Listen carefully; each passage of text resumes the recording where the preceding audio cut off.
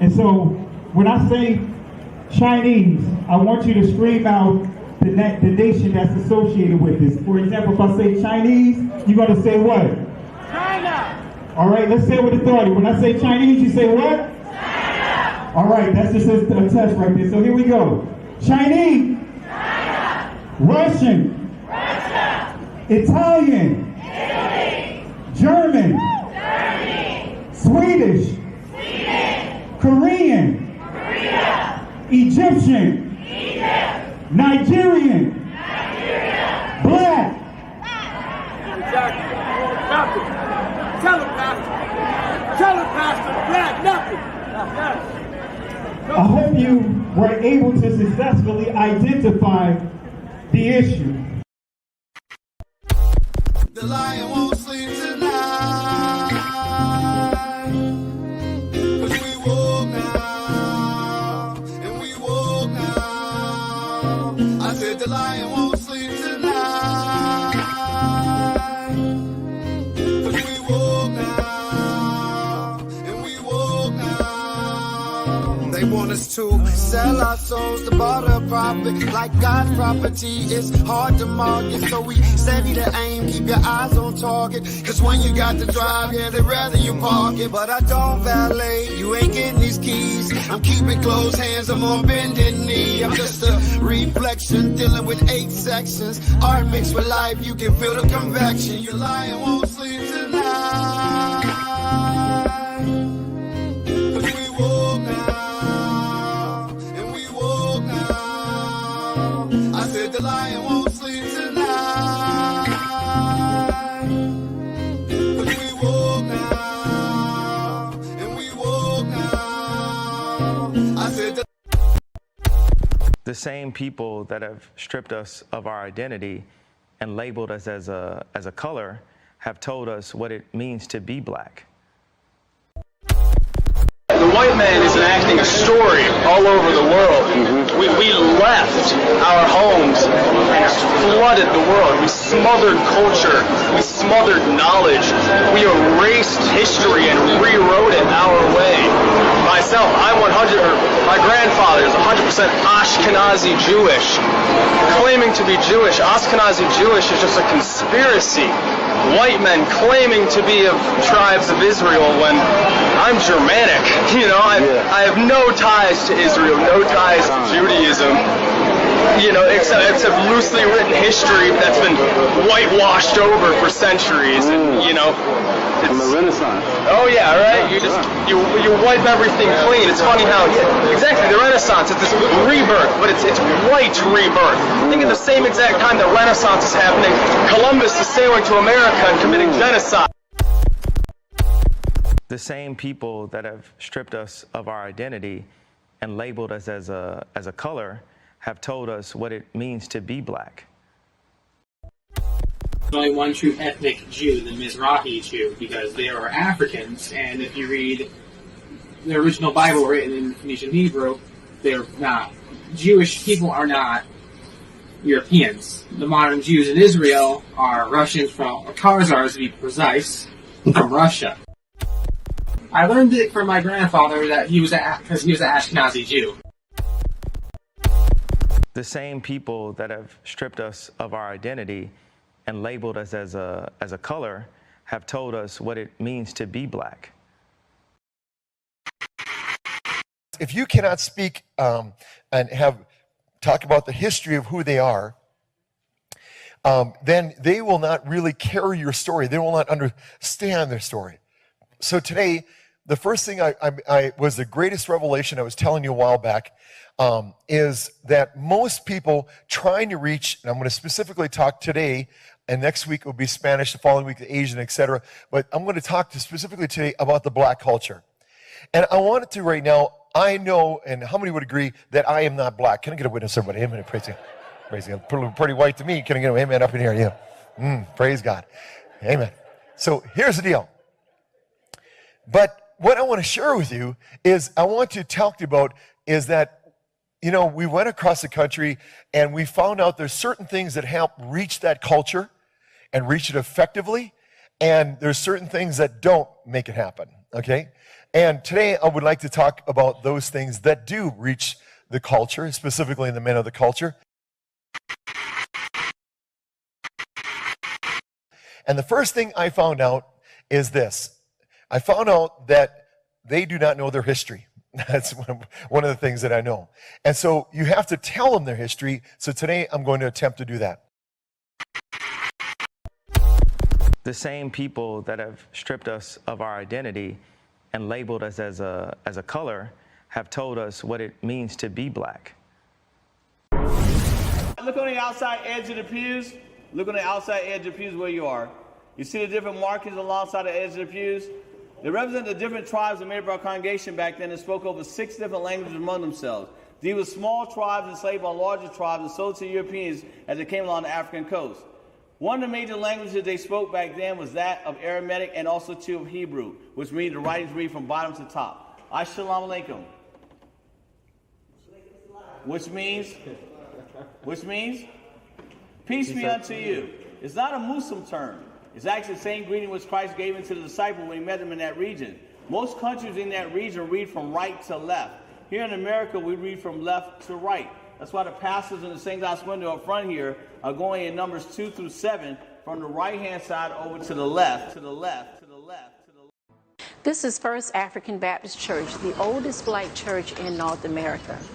The building built by slaves. The gentleman that laid the first brick laid the last. The balcony hold pews that actually were built by slaves. They have the oldest information in this building. That information is written in cursive Hebrew writing. The same people that have stripped us of our identity and labeled us as a color have told us what it means to be black. Here's a chart that summarizes file class and length. And you can see across the top the 3 classes, A, E, and U, and then down the side the 4 lengths, long, medium, short, and very short. So let's just go over this chart. We'll start with the A class vowels. The long vowel is cholam vav, and you'll recall that this says O as in snow. Now you might wonder why an O vowel is in the A class, and this is because of historical considerations. Originally there was no O sound in Hebrew. The same people that have stripped us of our identity and labeled us as a color have told us what it means to be black. I'm so glad you're here because you can bring great clarity. Can you tell us a little bit about the Sephardic Jews and how they were scattered because they went west? I sure can. Because the reason why I want to is because a lot of them, and a lot of people don't know this, are in the Caribbean. They are. In the islands. And you're one of them. I know that. I'm one of them. I know that. Because, you know, a lot of folk don't know that those roots are there. One of the first batches of slaves that came to Jamaica, they were the Sephardic Jews. It's documented. And they're all over the Caribbean, South America, Central America, and even the South Central United States. Wow. And DNA testing is a factor in all this now. Genesis chapter 11, verse 10 explains the genealogy of Shem. Shem was a black man in Africa. If you repeat this fact, they can't laugh at you. If you repeat this fact, they can't laugh at you. If you repeat this fact, they can't laugh at you. I want to say peace and blessings to everyone. I want to say Shalom Lak, Mash Paka. And want to say peace and blessings to you, family. To others, you may say Shalom. Not a deal breaker to me, as it is with many. As you heard in the recording leading up into this presentation, the intro, ancient Hebrew did not have O sounds, did not have U sounds. And so, I'm not going to get into all of that tonight. But those that choose to say shalom, it's not a deal breaker with me. Just don't make it a problem with those that say shalom, But anyway, we're not going to get into all of that tonight. But tonight, what I want to deal with tonight is to Passover. Some people would say Pesach. There was no A sounds in ancient Hebrew, but many will say Pesach. But the primitive root word is Passover. But we're going to deal with what you see on your screen for as proven signs, plagues in us. We're going to really deal with it from a different perspective, because when I teach the feast days, and I know many of you guys have questions about the feast days, and we're going to teach the feast days over the next few weeks, dealing with the Passover. There's a lot of nuggets leading up to the Passover or the Passover that many really overlook and really don't highlight. And we're going to highlight that over the next few weeks. I'm going to go over the calendar, and I'm going to put all of these schedules, map it out on this channel over the next few weeks, really laying out the Passover, how to reconstruct the Hebrew calendar. I'm going to make it even more simpler for those that are asking questions, so that way you'll understand how to calculate what days to celebrate the feast days. How do we celebrate the feast days? These are some of the things we want to cover over the next several weeks. But tonight, we're going to touch on some history that the conscious community don't want to talk about. Want to touch on history that atheists don't want to talk about. Those that want to come against who we are, they don't want to talk about these things. We have many of our brothers and sisters that don't believe in the holy text, but trying to push reparations. And if they understood who we are as a people, and not so quick based upon our experiences as a people who is enslaved by a religious system titled Catholicism, which Christianity extends from, right? If they didn't have so much hatred, which I can understand, to have the animosity for Christianity, Catholicism, Judaism, Islam, because those are religious systems that have enslaved our people. Religious systems that was created by man, and these leaders within these different institutions use the scriptures, bent and twisted. That's where you get into the word iniquity, anomia in the Greek, awa in the ancient Hebrew. But this is where you get into the iniquity, bending, twisting the word, because the law, statutes, and commandments, they are the word of the Most High, contrary to what the church may teach you, contrary to what the Catholics teach. The law, statutes, and commandments were not written by Moses. They were written by the Most High, the very words of the Most High. So many have used the Most High's words. When I say many, matter of fact, let's be more particular, specific. I don't want to make it vague. These religious systems that I mentioned have used, bent, twisted the word of the Most High, his law, statutes, and commandments, to justify their actions towards us. All right. So my approach when I teach the Passover, I teach what I'm going to share with you. I make it practical. I go into the historical aspects of Passover. When I study, I do my due diligence.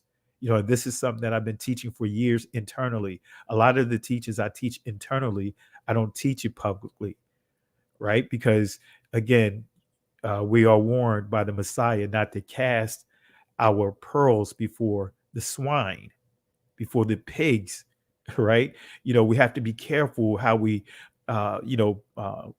disseminate information publicly, because you always have a group of people that want to accuse you.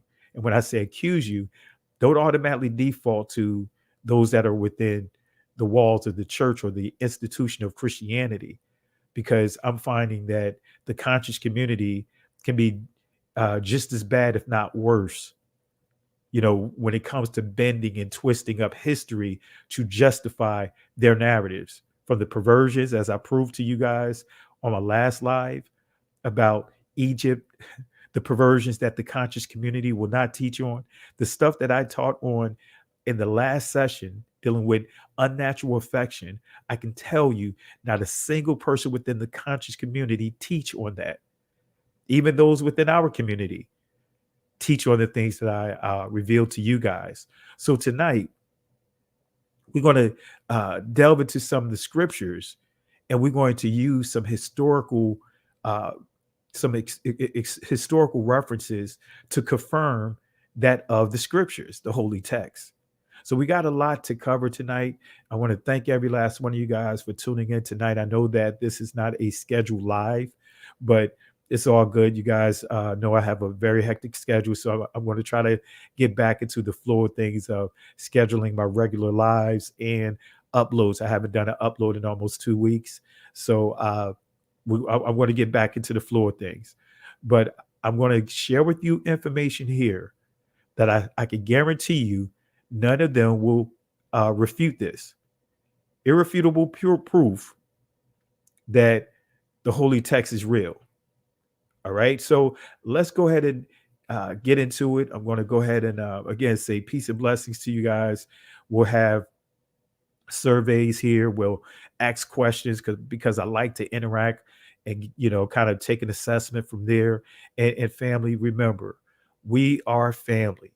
Regardless of our differences, we are family. We're not going to agree on everything, but one thing we should agree is that we are not each other's enemies, and we're all here trying to learn, trying to piece this thing together.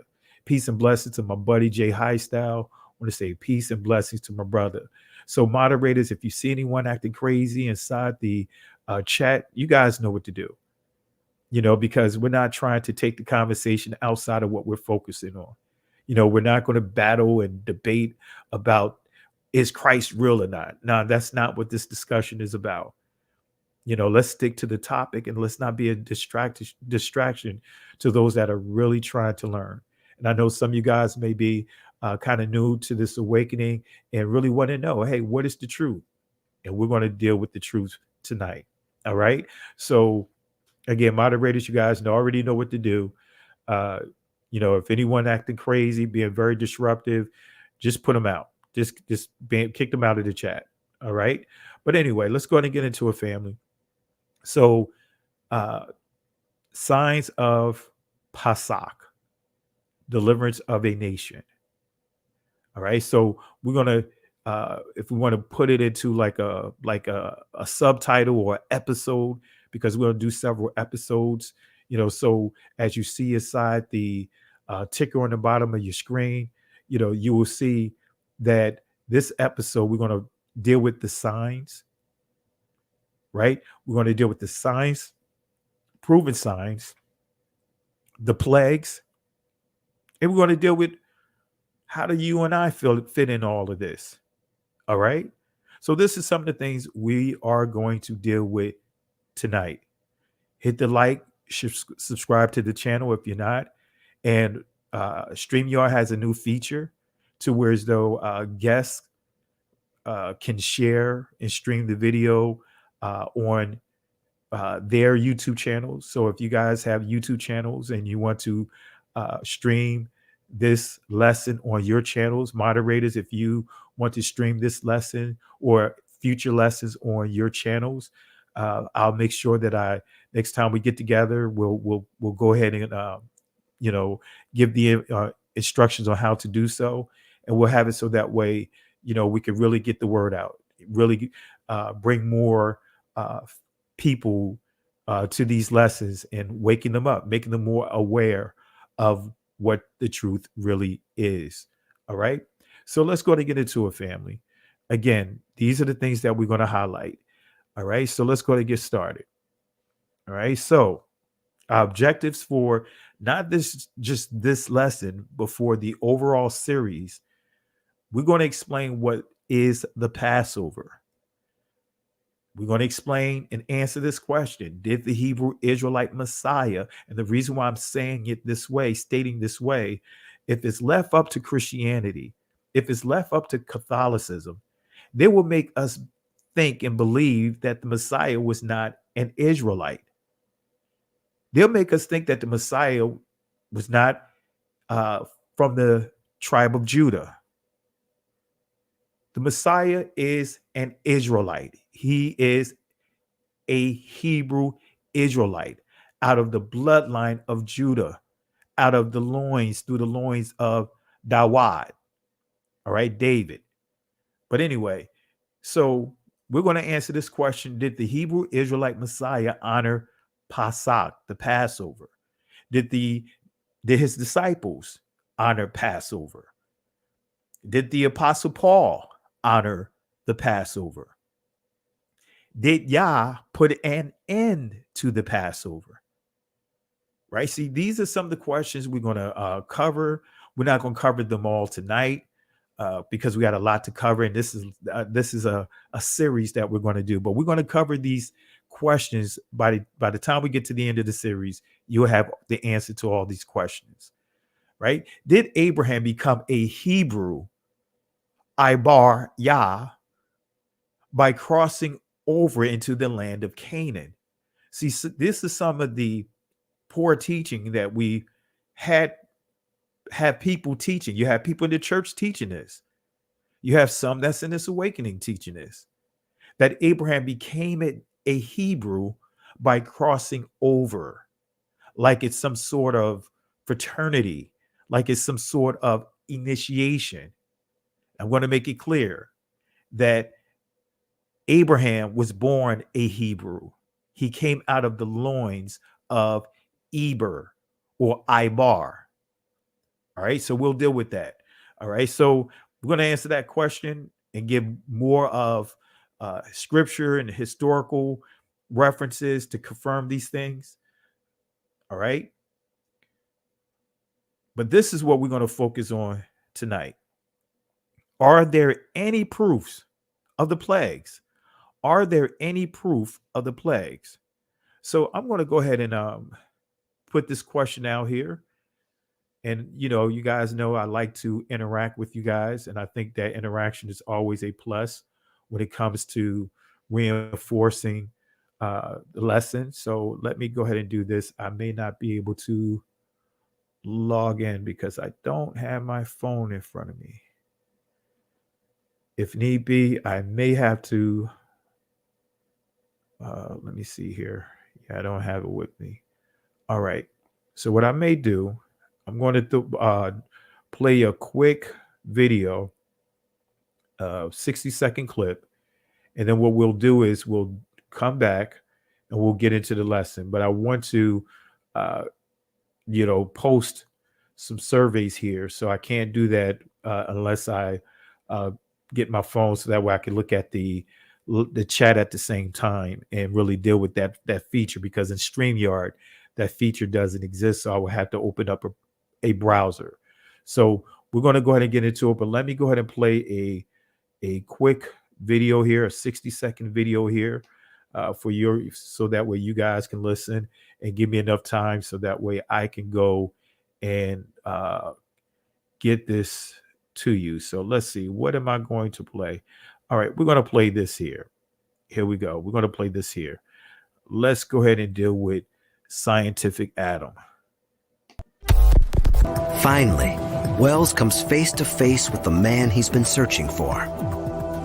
A new portrait of the common ancestor of every man today. Adam.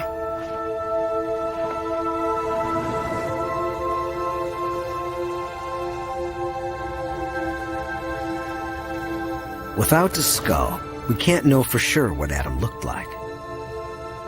But a combination of genetic evidence, vendors' forensic skills, and cutting-edge computer software suggests he looked something like this. Thousands of years after the Bible, and hundreds of years after Michelangelo, we have a whole new face for Adam. I like the expression. He's got a very forceful look. He's intent on something, maybe taking over the world. You begin to get perhaps an insight into why these guys won out and why this guy's our ancestor.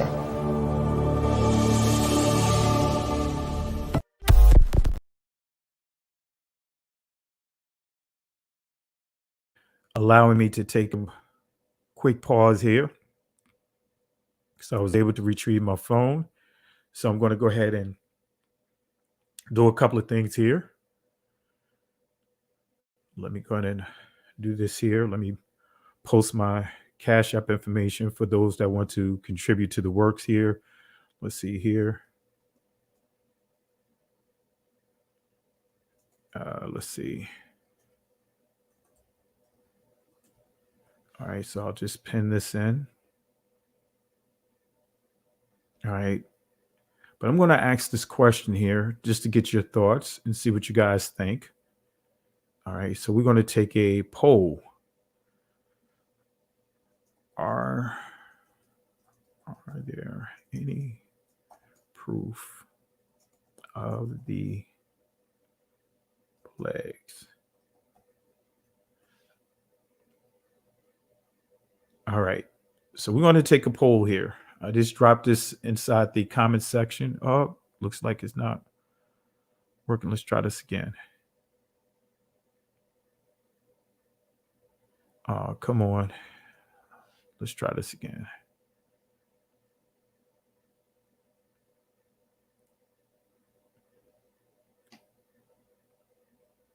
All right. Can you guys see the survey? Because I'm not seeing whether or not if it posted. If you can see the survey, type 1.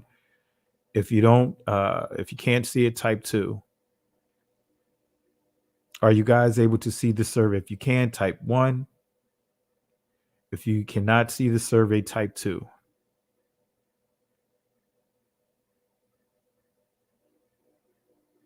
All right, y'all see it. Okay, so I can't see the results, but I encourage you guys, go ahead and vote, cast your votes. Tell me what your thoughts are. And also for those that are not familiar with my other channel, it's called We Woke Now Extended. And I appreciate some of you guys that have subscribed to the channel. The channel is now at almost 2,000 subscribers. Let's get that channel up. Let's try to get that channel up to 10,000 subscribers by the end of the year and really get that built up. So that way we have 2 channels that we can default to, that if something should happen to this channel, or if I'm locked down, we can pretty much use that one as a backup channel to here. But what I plan on doing, and I have to test it out tomorrow, is the audio, and we'll start streaming our Shabbat services over on that channel versus here. We have professional cameras. We have everything set up. We just have to do the audio, work with the audio because of the video mixer I have. Got to work through the audio qualities. But anyway, I can't see and I'm going to try to refresh this browsers to see if I can see I'm going to see if I can see the poll. If not, then we'll just have to do without it tonight. I know some of you guys say you can see it. All right, I can see it now. All right, great. So far, 55 of you guys voted. Let's get it up. Let's get more participation here. Are there any proof of the plagues? And so far, what I see here, we at 97% says yes, while 3% says no. And if you don't know, it's okay with not knowing. I should have added an additional item there. I should have added don't know.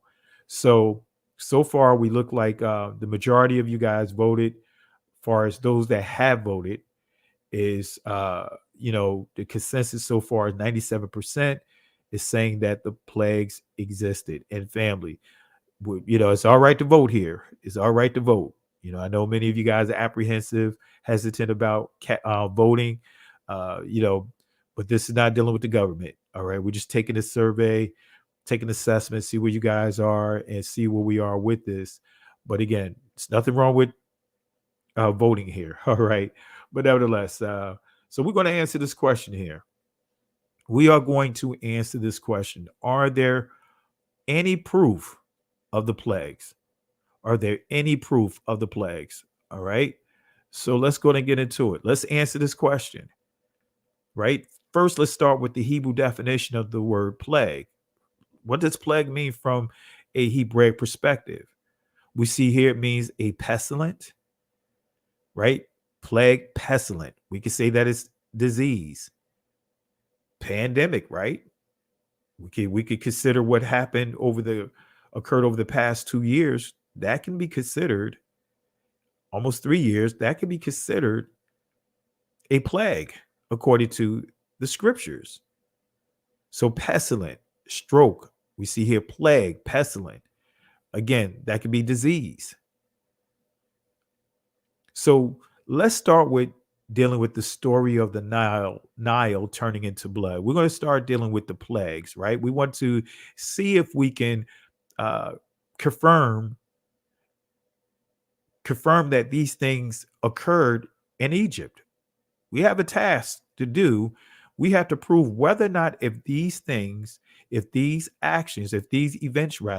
occurred, are there any documented proof that we can go to outside of the holy text confirming that this story or this event or these set of events occurred? Well, let's see if we can prove it. All right, let's see if we can prove it. Let's see if we can prove that these events occurred. Let's go to Exodus chapter 4, verse 9. This is what it says. And it shall come to pass, if they will not believe also these two signs, neither hearken unto thy voice, that thou shalt take of the water of the river and pour it upon the dry land, and the water which thou takest out of the river shall become blood upon the dry land. So again, we're going to highlight the water which thou takest out of the river shall become blood upon the dry land. Now we're going to go to a source here. The admonition of an Egyptian sage from a Hieratic papyrus in Leiden. We're going to go to an external source. Now I want to make sure you guys understand here. You cannot expect Egyptian sources to read exactly like how we read it inside our Dabar HaKodesh, our holy word. But it's here inside the sources I'm going to share with you. So don't think that you're going to read it according to how we see it inside the scriptures, because you're not. Okay, I just want to make sure you understand that. But we are going to confirm that these plagues are there. It is documented. So let's start with the admonitions of an Egyptian sage from a Hieratic papyrus in Leiden, page 12, by Alan H. Gardner. Now I encourage you guys, make a note of these sources. Make a note of these sources, and then do all you can to obtain these sources so you can have this for your record. These are sources I've had for years. Can't deny it. When you show these sources, no one cannot deny what occurred. But let's get into it. Page 12, it says this. Blood is everywhere. Blood is everywhere. Death is not lacking. It goes on to say, the mummy cloth speaks before ever one draws near to it. But here's the kicker. It says, the river is blood. Men drink of it and shrink from, in other words, the taste of it. Right? Let me read it again. Men drink of it and shrink from, in other words, the taste of who? People. So the river is blood. Men drink of it and shrink from people. The taste of people. And it has a question there. But it goes on to say, men thirst after water. All right?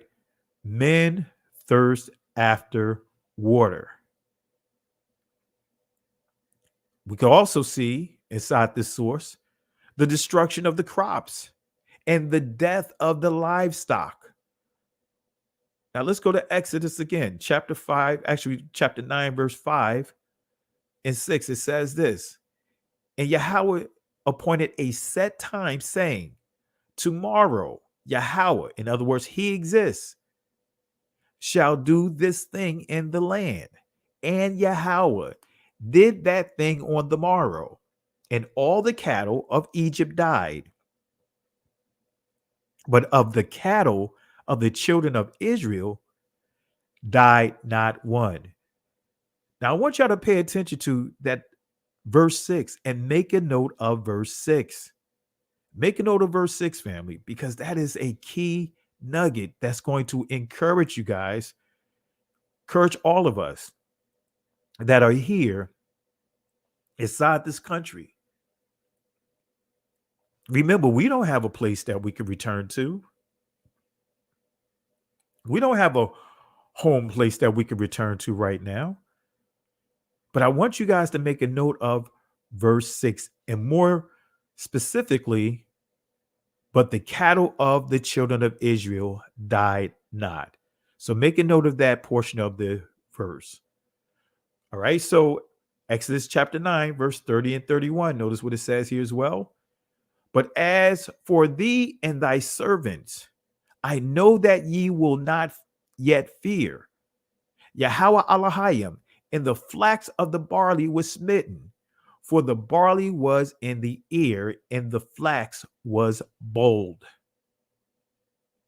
Right? We also go to Exodus chapter 10, verse 14 and 15. We're going to confirm these things.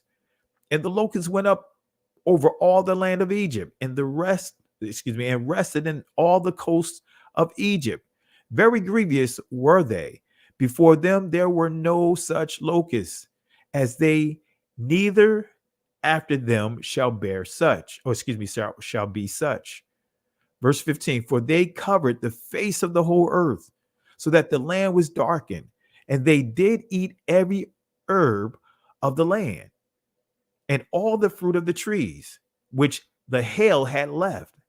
And there remained not any green thing in the trees, or in the herbs of the field, through all the land of Egypt. Now, let's go to the source here. Let's see if we could confirm some of the things that we read here. Let's see if we could confirm some of these events. Let's go back to the source, same source, the admonitions of an Egyptian sage from a hieratic papyrus in Leiden, page 9. Let's see what it says. Nor is the limited area immune from the disasters that have befallen Lower Egypt. It says here, the ship of the southerners has gone adrift. The towns are destroyed.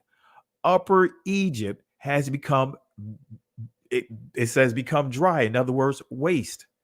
So we see that all of Egypt, right? We see here it refers to the Upper Egypt. It's letting us know that the Upper Egypt, also the Lower Egypt, as you see here, they are dealing with famine. They're dealing with a hard time here. They are dealing with drought. So I read it again.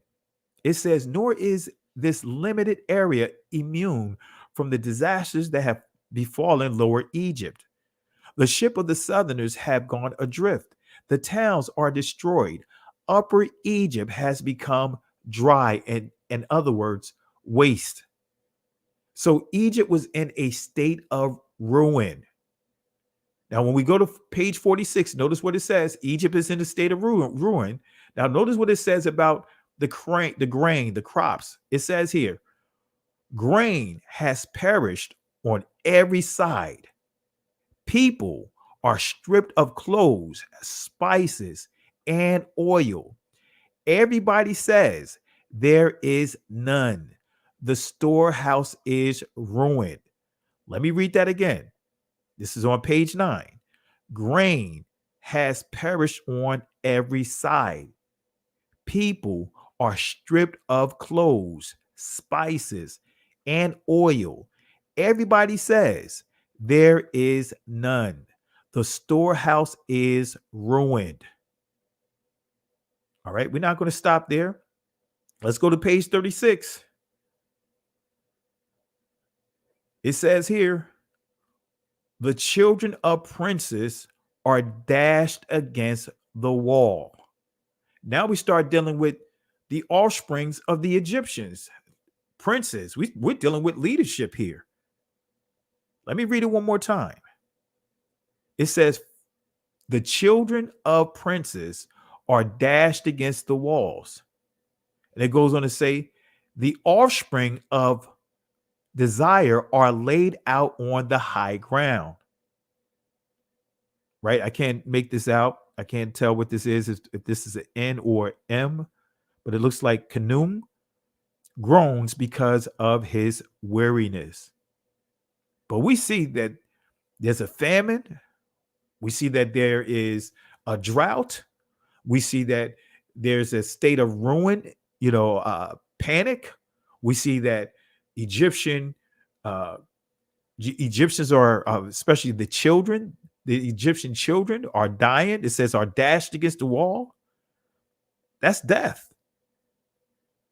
But notice here as well, it says, on my notes here, it says here on your screen, the slaves began to plunder of Egypt's wealth. Well, let's go to Exodus chapter 12, verse 35 and 36. Let's see what it says here. And the children of Israel did according to the word of Moses, and they borrowed sha'al of the Egyptian jewels of silver and jewels of gold and raiment. Right now, we got to answer this question here. Right before we get there, let me read verse 36. And Yahweh gave the people favor in the sight of the Egyptians, so that they lent. And we want to make it clear here, because when you see borrow and lent, you think that Israel, when it asks for a loan. I'm going to give you proper clarity of what it means. So sha'al wam, right? That's plural. Unto them such things as they required, and they spoiled not Tazal or not Zal, the Egyptians. So again, the children of Israel did according to the word of Moses, and they borrowed. So did the Israelites take out a loan? Because if you're not careful, if you read this on the surface, it sounds as if Israel took out a loan. But I'm here to tell you that the Israelites did not take out a loan. But let's give clarity on what it says. So did the Egyptians extend a line of credit to Israel? Makes absolutely no sense for the Most High to take Israel out of debt, only for Israel to ask for a loan, to have a plan to take them out of bondage, only for them to go into bondage. That makes absolutely no sense. Unfortunately, many of our brothers and sisters actually pray for the Most High to deliver them out of bondage, only for them to return to bondage. Many ask the Most High to take care of that credit card debt, and when the Most High take care of that debt, many go out and get more debt. They want to be free of a credit card so they can get a bigger limit. So this makes absolutely no sense. The question again is, did the Egyptians extend a line of credit to Israel? I want to answer that question. But here's the Hebrew definition of the word borrow that we highlighted. Sha'al, it says here, to inquire, to request, to demand, lay to charge. See, what this here is, and I'm going to bring it all together here, this is not asking for a loan. This is not Israel being homeless and begging for handouts, right? Israel was instructed to demand. Demand what? They were instructed to demand. Israel was requested to, they demanded reparations from the Egyptians. Let me say that again. Israel demanded at the instructions of Moses to demand reparations from the Egyptians, because after all, they were enslaved for 215 years, not 430 years, not 400 years. They were enslaved in Egypt for 215 years. So the Egyptians got free labor. And this is where we have to make sure we understand the text, because there are some Christian leaders and teachers that teach that we should not ask for reparations. That the scriptures, there's nowhere in the scriptures that says anything about reparations. But yet they say double for your trouble. Double for your trouble is dealing with reparations. So when we look at it here, Israel they were told by Moses, instructed by Moses through the Most High to go and demand what? Reparations. They be compensated for the labor. But let's go ahead and see if we could confirm some of this in this source here. This is going back to this source, the admonitions of an Egyptian sage from a hieratic papyrus in Leiden, page 48. Notice what it says. It says here, the destruction of such lists would naturally result in slaves claiming an independence to which they were not entitled. So we see there's a liberation that's taking place. But it didn't stop there. Let's go to page 31. Let's see what it says. Forsooth, gold and lapis, lazuli, silver, and malachite, carnelian, and bronze, stone, yebet, and it lists others, but it says, are fastened on the necks of female slaves. Good things are in the land, yet the mistress of houses say, would that we had something to eat. So this is telling you that the Egyptians are now giving away gold, precious minerals, precious metals, right? They are giving away precious jewelry to the slaves. Doesn't that line up with what we see here? See, family, when someone owes you something, you are demanding it to be returned to you. It's not a suggestion. It's not you begging. No, you're going to demand because you know this belongs to you. And so this is some of the things that those that are connected to Tariq Nasheed, who coined the term foundational Black Americans, this is what they should read and study. This is the answer to reparations. The very thing many are rejecting, don't realize this is the answer. This is the solution.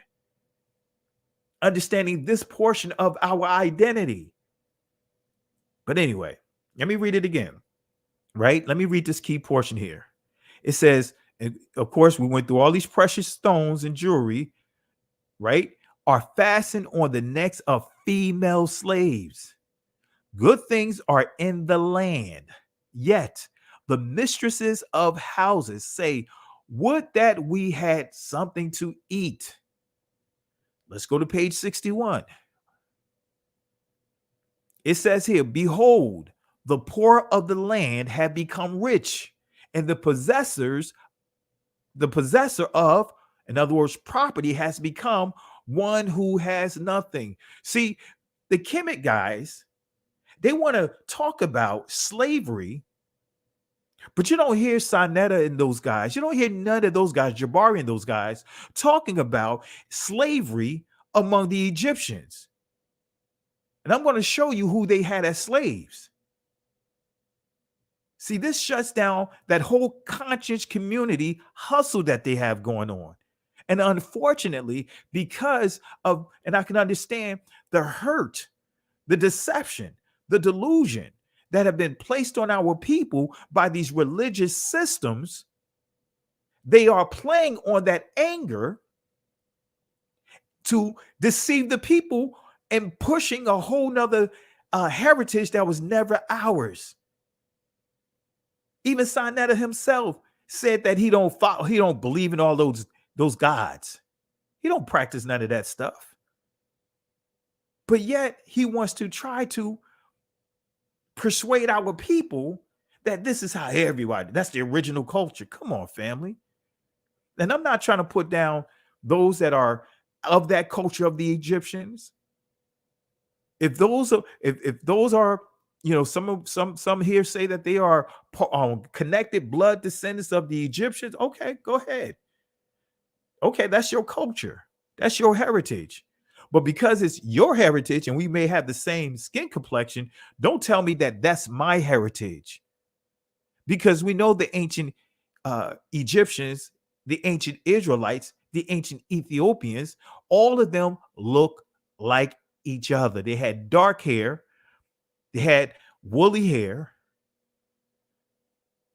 But don't try to tell me what my heritage is. Don't try to manipulate and modify history and use the hurts of our people to push these deceptive agendas. So we see here, I'm proving that there were slaves in Egypt. I just proved it.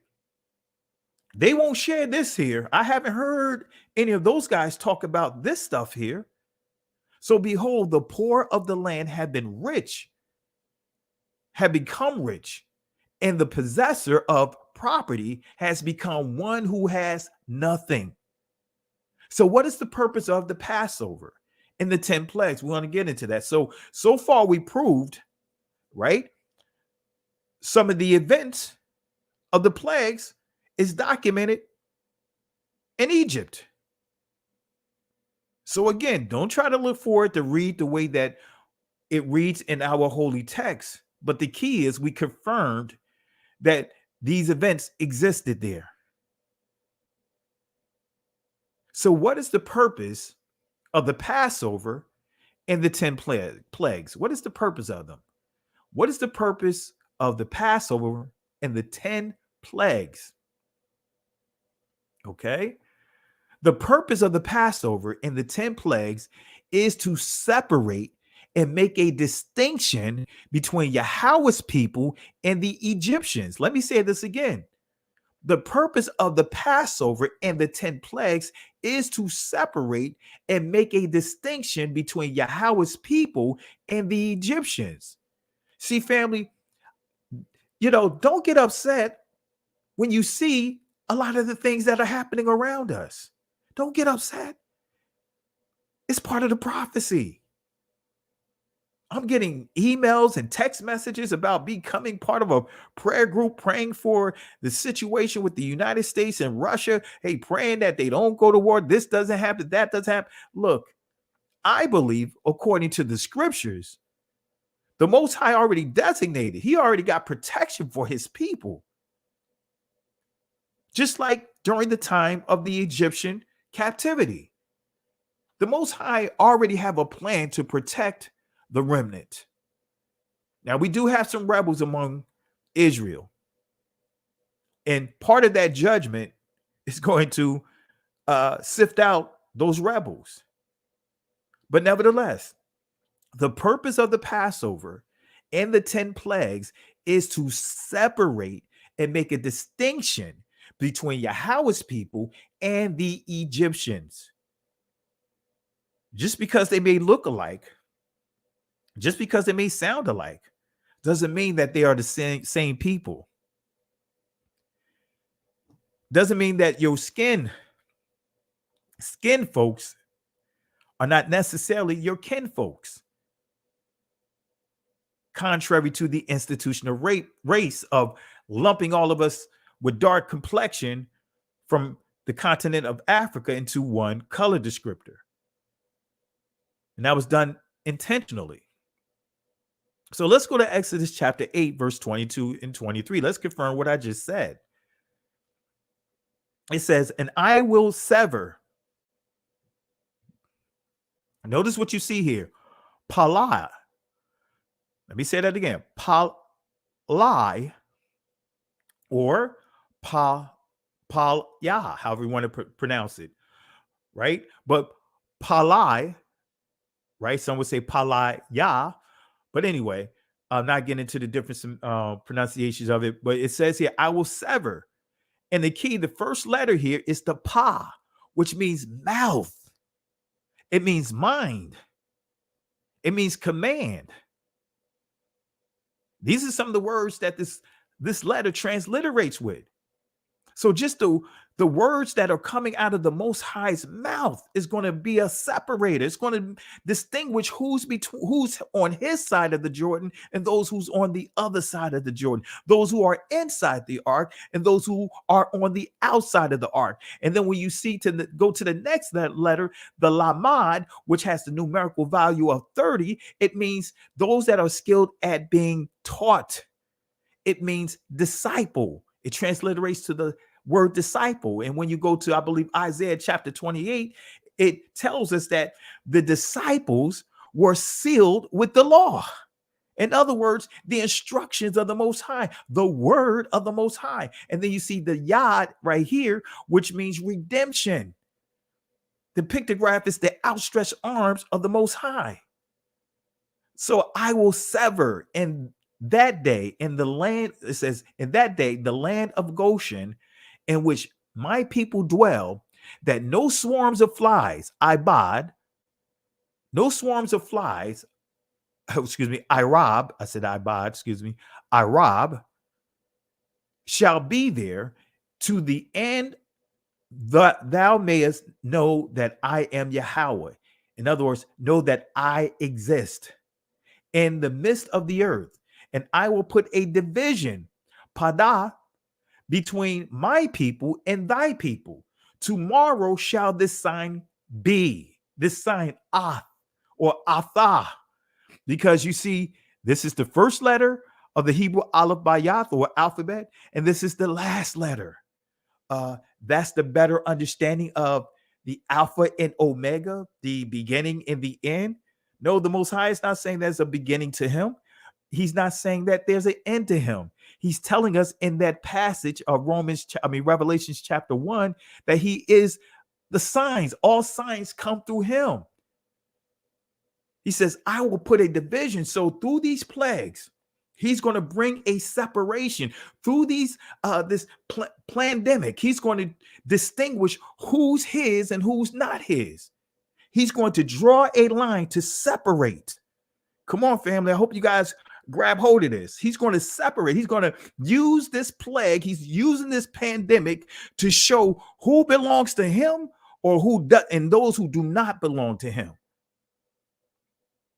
You got to see, whenever stuff hit the fan, you get to see who's who. You get to see who's just talking the talk versus those who are actually walking the walk. There's a lot of brothers and sisters that talk the talk, but I can tell you a lot of these brothers and sisters didn't walk the walk. But anyway, so we see that these plagues is going to bring forth a separation. So family, when we see what's happening right now, there's a separation. See, many are coming from out of the church, coming out of Christianity, coming out of Catholicism, coming out of Islam, coming out of Judaism, right? Coming out of these religious systems. The remnant is coming out. And the Most High is allowing situations to happen so that way he can use that as an opportunity to do what? Separate his people. All right. So, and I will sever, right? I will sever. Let's see what it means. I will sever. It says here, to distinguish, put a difference, show marvelous, separate, set apart. Notice here, make wonderfully, to be distinct, marked out, mark, signs, marked out, atha, sign, be separated, be distinguished.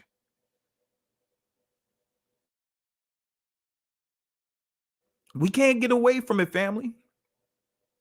That's what it means. That's what it means, family.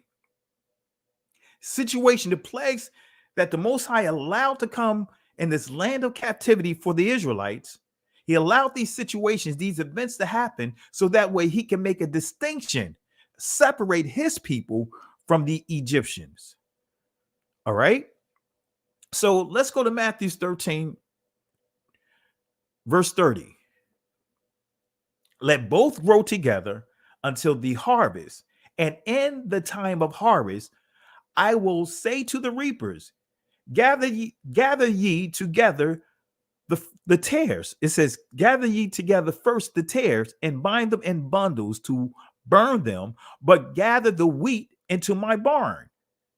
See, there's going to come a time, this represents judgment. There's going to come a time that there's going to be plagues. There's going to be events that's already been prophesied that's going to separate those that don't belong to the Most High, those that have not committed themselves to the Most High, those who refuse to properly receive his son, those who failed to and refused to properly receive his word, his covenant, his law, statutes, and commandments. Those who are sitting here, and it's amazing some of the things that we see. Now you have them people saying, no, you don't have to bow down, you don't have to worship the son. And I proved that.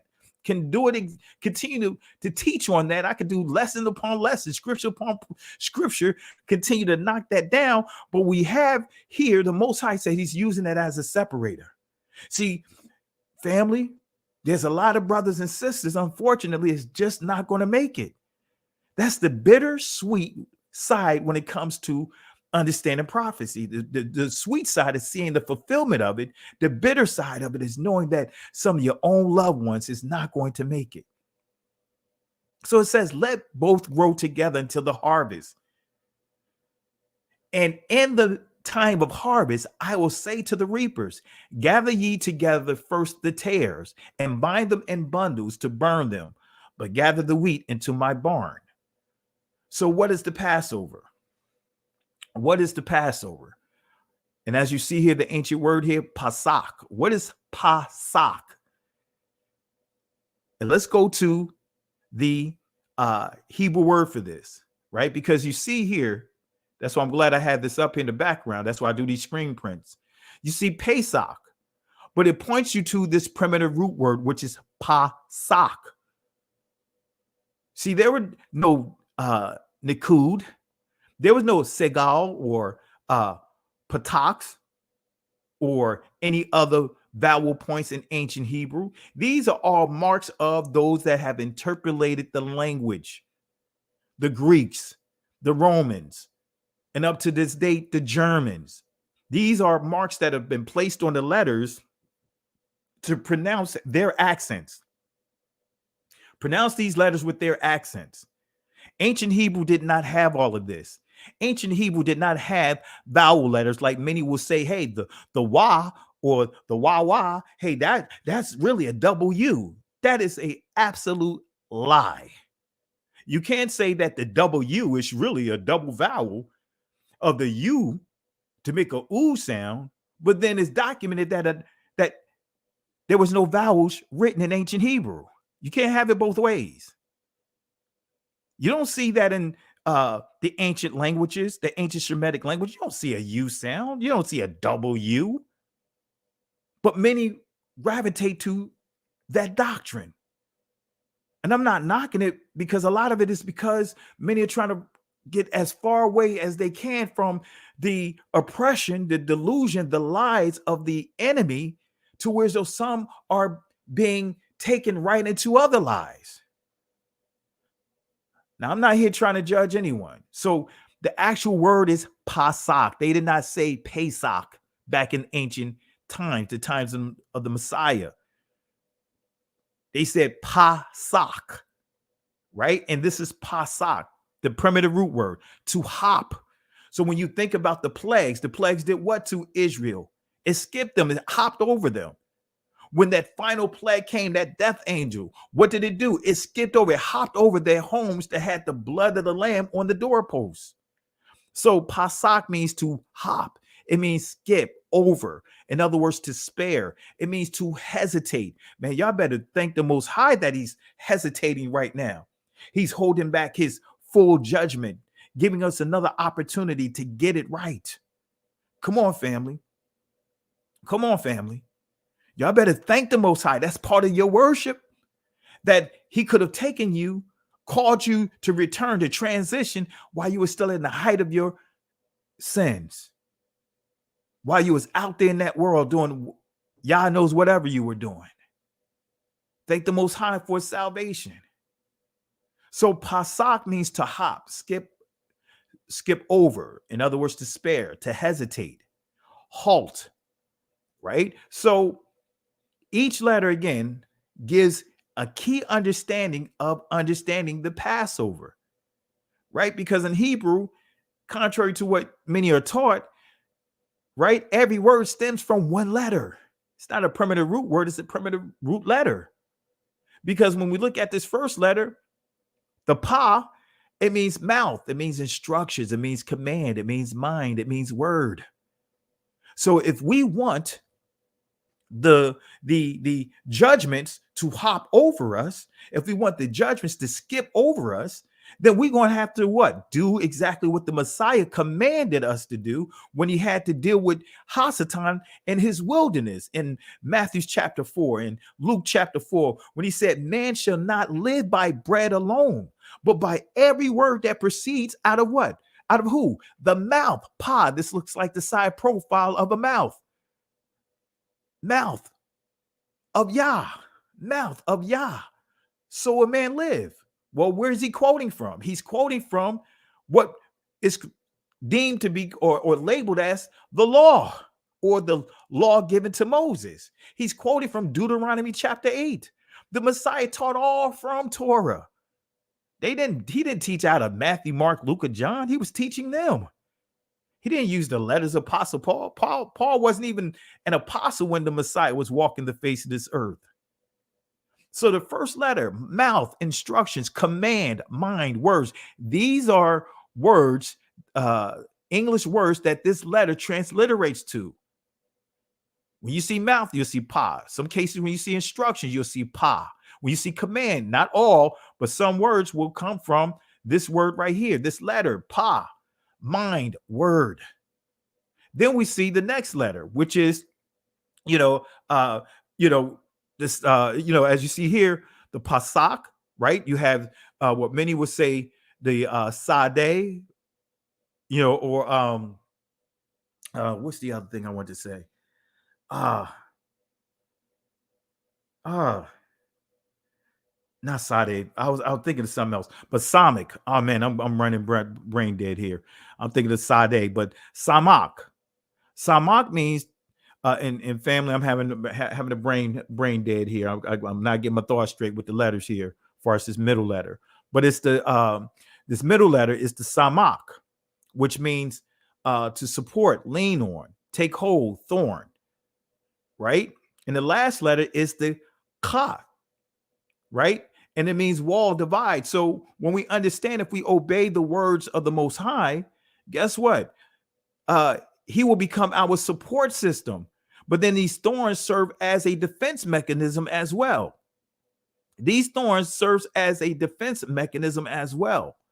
Like when you think about roses, they're beautiful, but guess what? Not everyone can you can't just go and pluck them with your hands, or you're going to get caught by the thorns. Those thorns protect the rose, right? But again, to support, lean on, take hold, thorn. Then we see here, wall, divide, ka. So guess what? The word of the Most High is going to draw division. It's going to draw separation. Isn't that the prophecies that the Most High words is a two like a double-edged sword, right? That as far as bringing separation all the way down to the marrow. That's the Hebrew word aman even mean that. But anyway, so again, the pa, mouth, instructions, command, mind, the samak, which means to support, lean on, take hold, thorn, and then the kaf, right? And the letter, the sound it makes is ka, which means wall, divide. And you have the connector here, which means we're dropping the at the end. Now, if we didn't, it'd be pasaka, right? That's pronouncing every letter as a syllable, but it's pasak. All right. So what is the Hebrew word? What is the Hebrew word and what is the meaning of Exodus? Right? Because there actually is a Hebrew word, but it's not Exodus as we see here. In Hebrew, this is the actual word here, shamwath. Right? Shamwath is what you actually see for the name of this book, this particular book, not Exodus, is actually Shamwath. And actually, this first portion of it, Sham, name, Wath, plural. So we see this pretty much mean names. From Egypt marked a whole new way of life for Yah's people. Well, let's break this down. I already gave a breakdown. The Shan, teeth, tool. The Mayam means water, sea, danger, right? The Wath, or some would say, not Wath, but Wa or Wawa, means tent, peg, hook, secure. And the last letter is the Tha, sign, mark, evidence, right? Each meaning of each letter. And when we understand this, guess what? Names, right? When you understand it means reputation, name can be a tool, right? Understanding the name, right? The reputation can help you through your transitions. Understanding the name, the reputation, especially when we're dealing with the Most High and His Son, His Holy Spirit, guess what? Now we understand how it would secure us, and we'll get the signs, mark, and the evidence. All right. And this is the feminine plural. Wath, feminine plural. Yam, the masculine plural. So the Hebrew word Sham Wath is the feminine plurality of the Hebrew word name, which is Sham. So here's the Hebrew definition of the word that I already mentioned. This is what it means. Notice what it says. Mark or memorial of individuality. In other words, this could be a literal name, but also we see honor, authority, character, fame, infamous, renown, report. And it can also mean reputation, glory, as you see in the bottom of the screen here. Reputation, fame, glory. All right. So name in Hebrew means honor, character, authority, reputation. It means fame. So not only are we dealing with literal names, when we deal with the name, the true name of this particular book, we're actually dealing with a particular name. We're not just dealing with any name. We're dealing with particular names, plurality. Well, what names are we dealing with? Shamwath means the names, which is referring to all of Israel. Let me say that again. Shamwath, right, actually means it's a plurality of names, and these names refer to all of Israel. So really, this book should be the reputation of Israel, the names of Israel, or it should just be called Israel by the true definition of the Hebrew expression of this. Right. And let me show you this. Let me prove to you that this should be the actual name of the book, not Exodus. But notice here. Now, these are the names. In many cases, when you look at these book names, right, the names of these books tend to come from the first or second paragraph of each book. So here in the first line, we see now these are what? The names of who? The children of Israel. Maybe this is why the Catholic Church want to remove or do what is called replacement theology, covenant theology. Because if this was actually named instead of Exodus, if it was actually named the children of Israel, which came out of Egypt, or the children of Israel departure, whatever the case may be, this would make more sense to people to say, wait a minute, we're not dealing with the church, because a lot of the things that we see that's dealing directly with Israel, Christianity, Catholicism will generalize it to fit it up under the doctrine of the church. So, of course, when we think of Exodus, because it's saying here, which came into Egypt. Wait a minute. So Exodus came into into Egypt. Every man within his household came with Jacob. Okay. Anyway, so we see here. Now, these are the names, Sham Wath, of the children of Israel. This is where the true name of this particular book comes from. Sham Wath. That's the name of this book. So let's go to verse 7, chapter 1, verse 7. Right? It says, and the children of Israel were fruitful and increased abundantly, multiplied and waxed exceeding mighty, and the land was filled with them. Now there arose up a new king over Egypt, which knew not Joseph. So again, it says that the Israelites, all the tribes, right, increased abundantly. They multiplied and waxed exceeding mighty. Okay. So who are the slaves that they're referring to? Who are the slaves that they're referring to? Who are they referring to? Who are they referring to? Who are they referring to? Who are the people? Who are the slaves? Who are the Israelites are they referring to? I'm going to ask this question, see if you guys can answer it. You know, matter of fact, you know what? Yeah, I cannot. Yeah, I was trying to see how I could do this to kind of do it in a not a Q&A, a poll. We'll bypass it. I'll post another question once I progress here. I want to say shout outs to Elephant Man Podcast Network, family, people out. Got a great platform. He's doing some great things. So, family, I'm going to ask the question.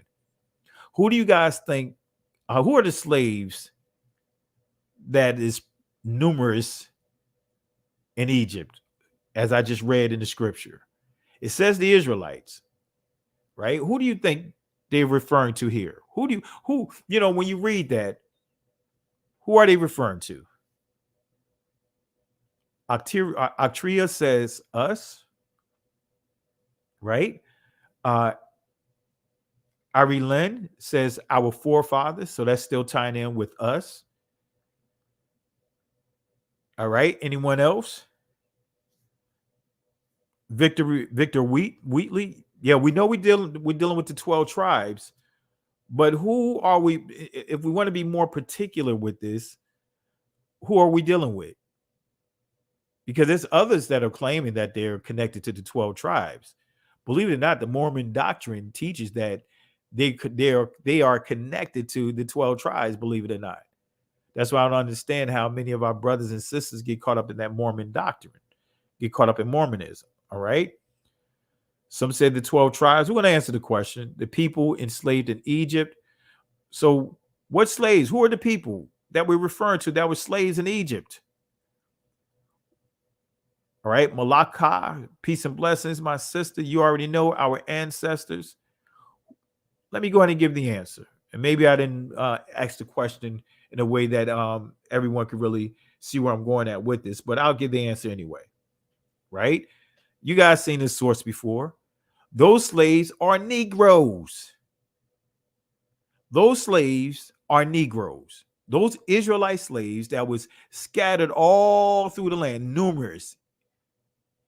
They were Negroes. You guys know this source. You guys see me present this source several times. Crania Aegyptica, Samuel George Morton, page 66. Right? He wrote this in 1844.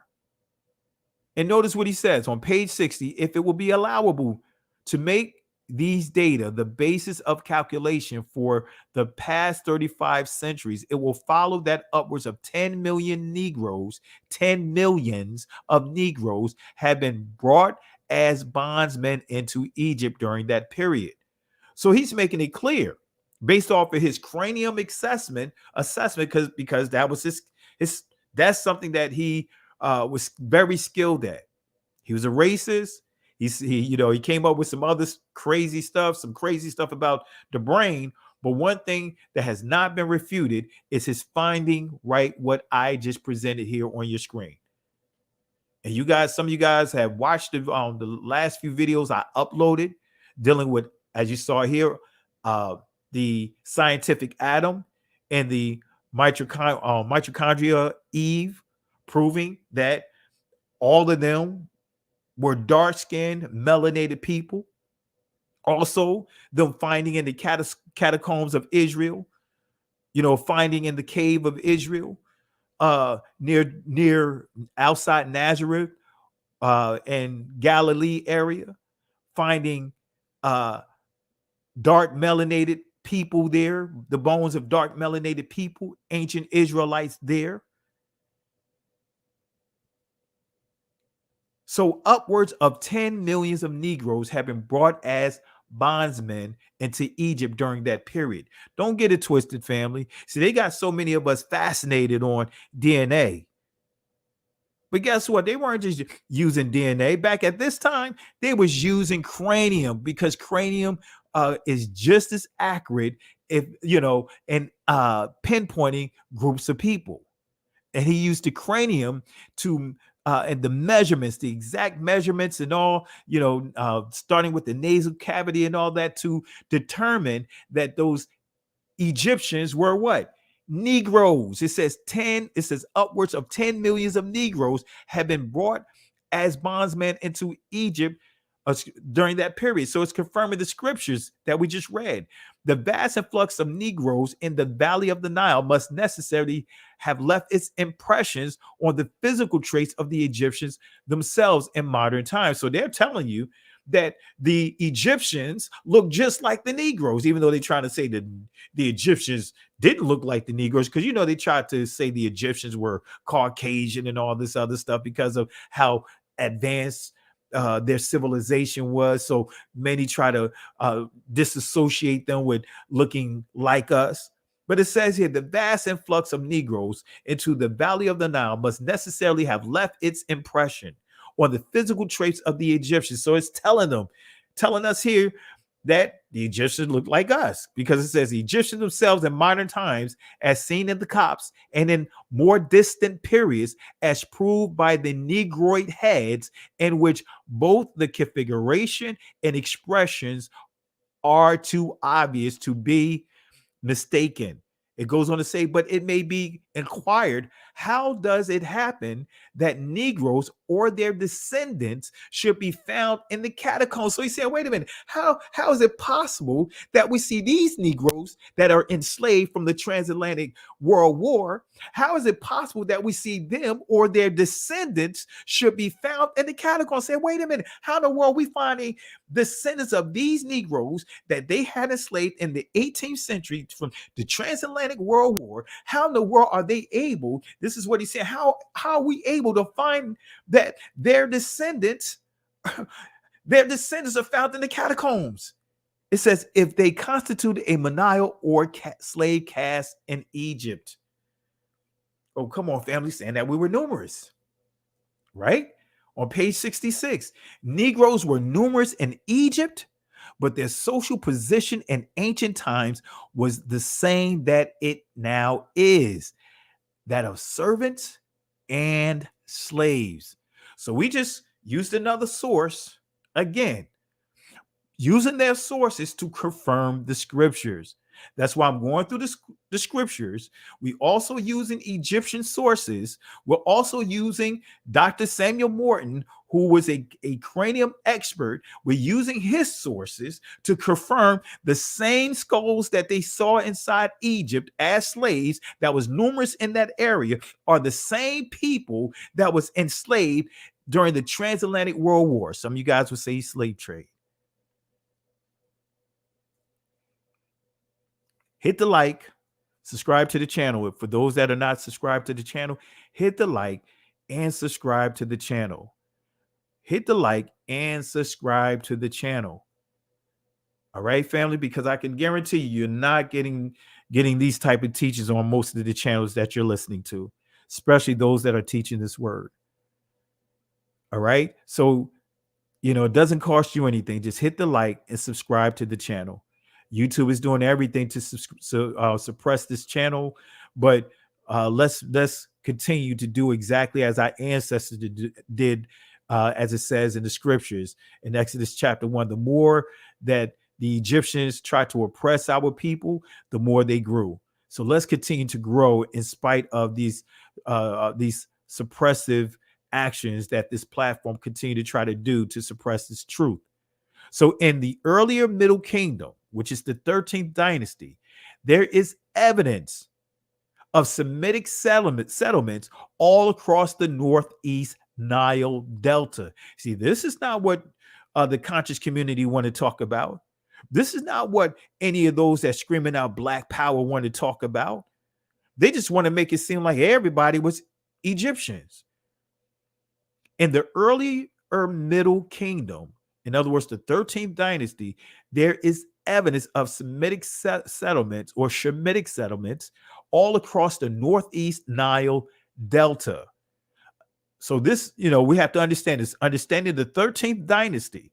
If you really understand the 13th dynasty, that is the key in identifying Moses and the Exodus, even though some would try to point to the 18th dynasty, even though you can prove the 18th dynasty was Negroes because you see the wigs. You see locks in the wigs in the British Museum. Matter of fact, here's a video clip of that. Let me show you here. Here's a video clip of that. Let me show you a clip here. Even though I don't have any audio on it, but let me show you the ancient wigs. And it's going to look just like the texture of your hair, my hair.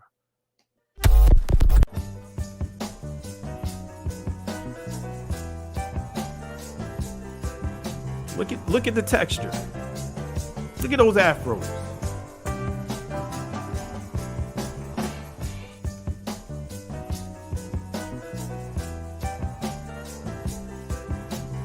Looks familiar, right, family? Look at that.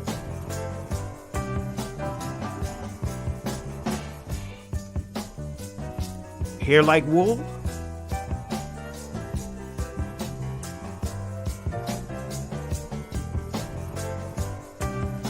Look at that. Y'all see those curls up in it? It looks familiar, right?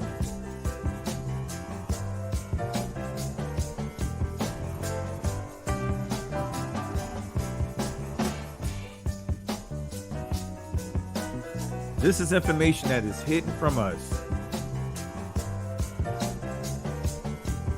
Matter of fact, we can't even say it's hidden from us because all it takes is for us to really go deeper in our studies. I'll take that back. It used to be hidden from us, but we're living in an information age that we should be able to get to just about anything, with the exception of going through the libraries that's Vatican City.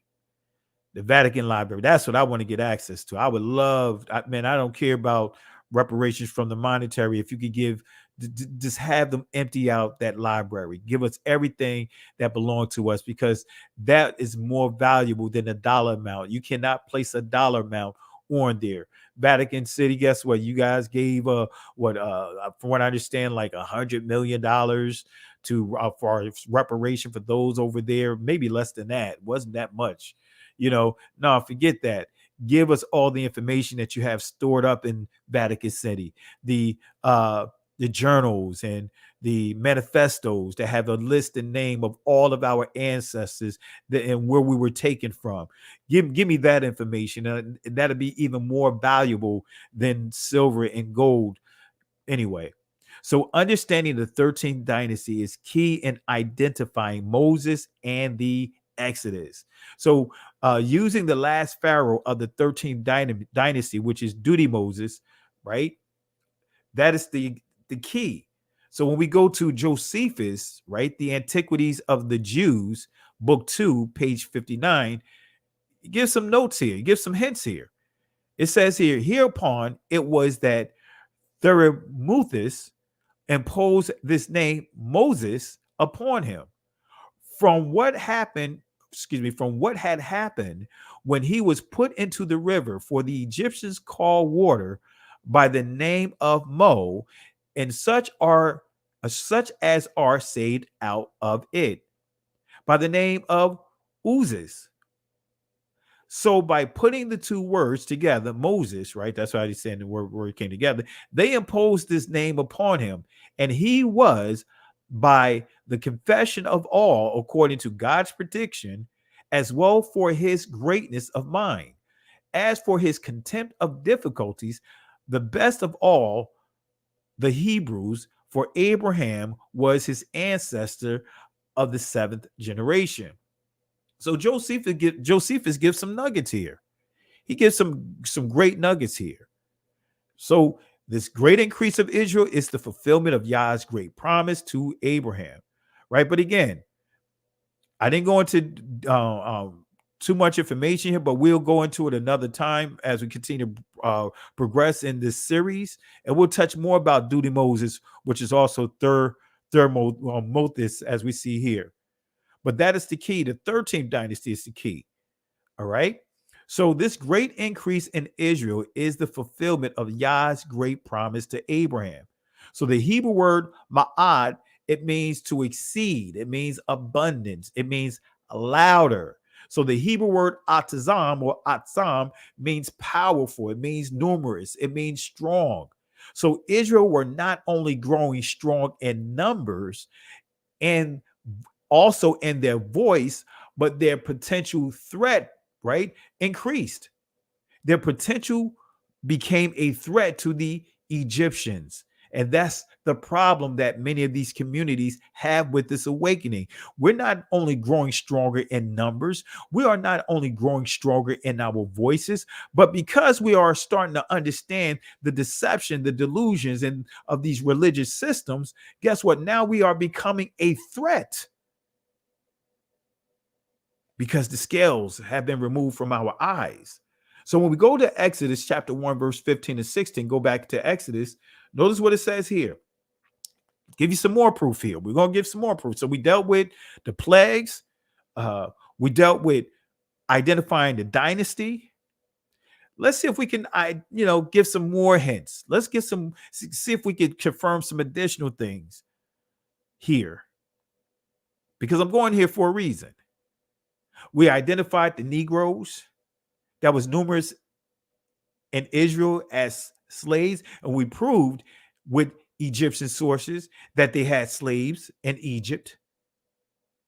And the king of Egypt spake to the Hebrew Ibar wives, Yalad, in other words, midwives, of which the name of the one was Sifra, and we see here Sapara or Sapara, and the name of the other Pua. And he said, when ye do the office of a midwife to the Hebrew woman, and see a son, Banyan, then ye shall kill Moth. Sounds interesting, right?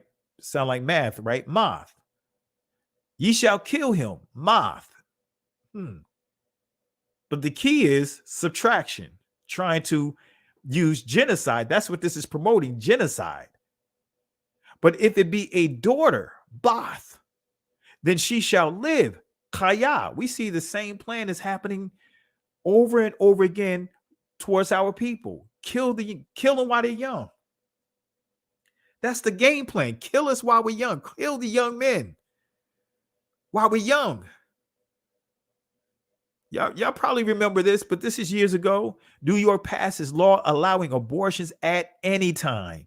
At any time. Notice this here. This is going to sound similar to the Egyptians that we just read about. The new law signed by Governor Andrew Cuomo on Tuesday. It says here, safeguards right laid out in Roe v. Wade and other court rulings, including a provision permitting late-term abortions when a woman's health is endangered. New York is a Democratic state. So guess what? These laws are still in place, even though Roe v. Wade was done away with, right? Including a provision permitting late-term abortions when a woman's health is endangered. The Associated Press reports the state's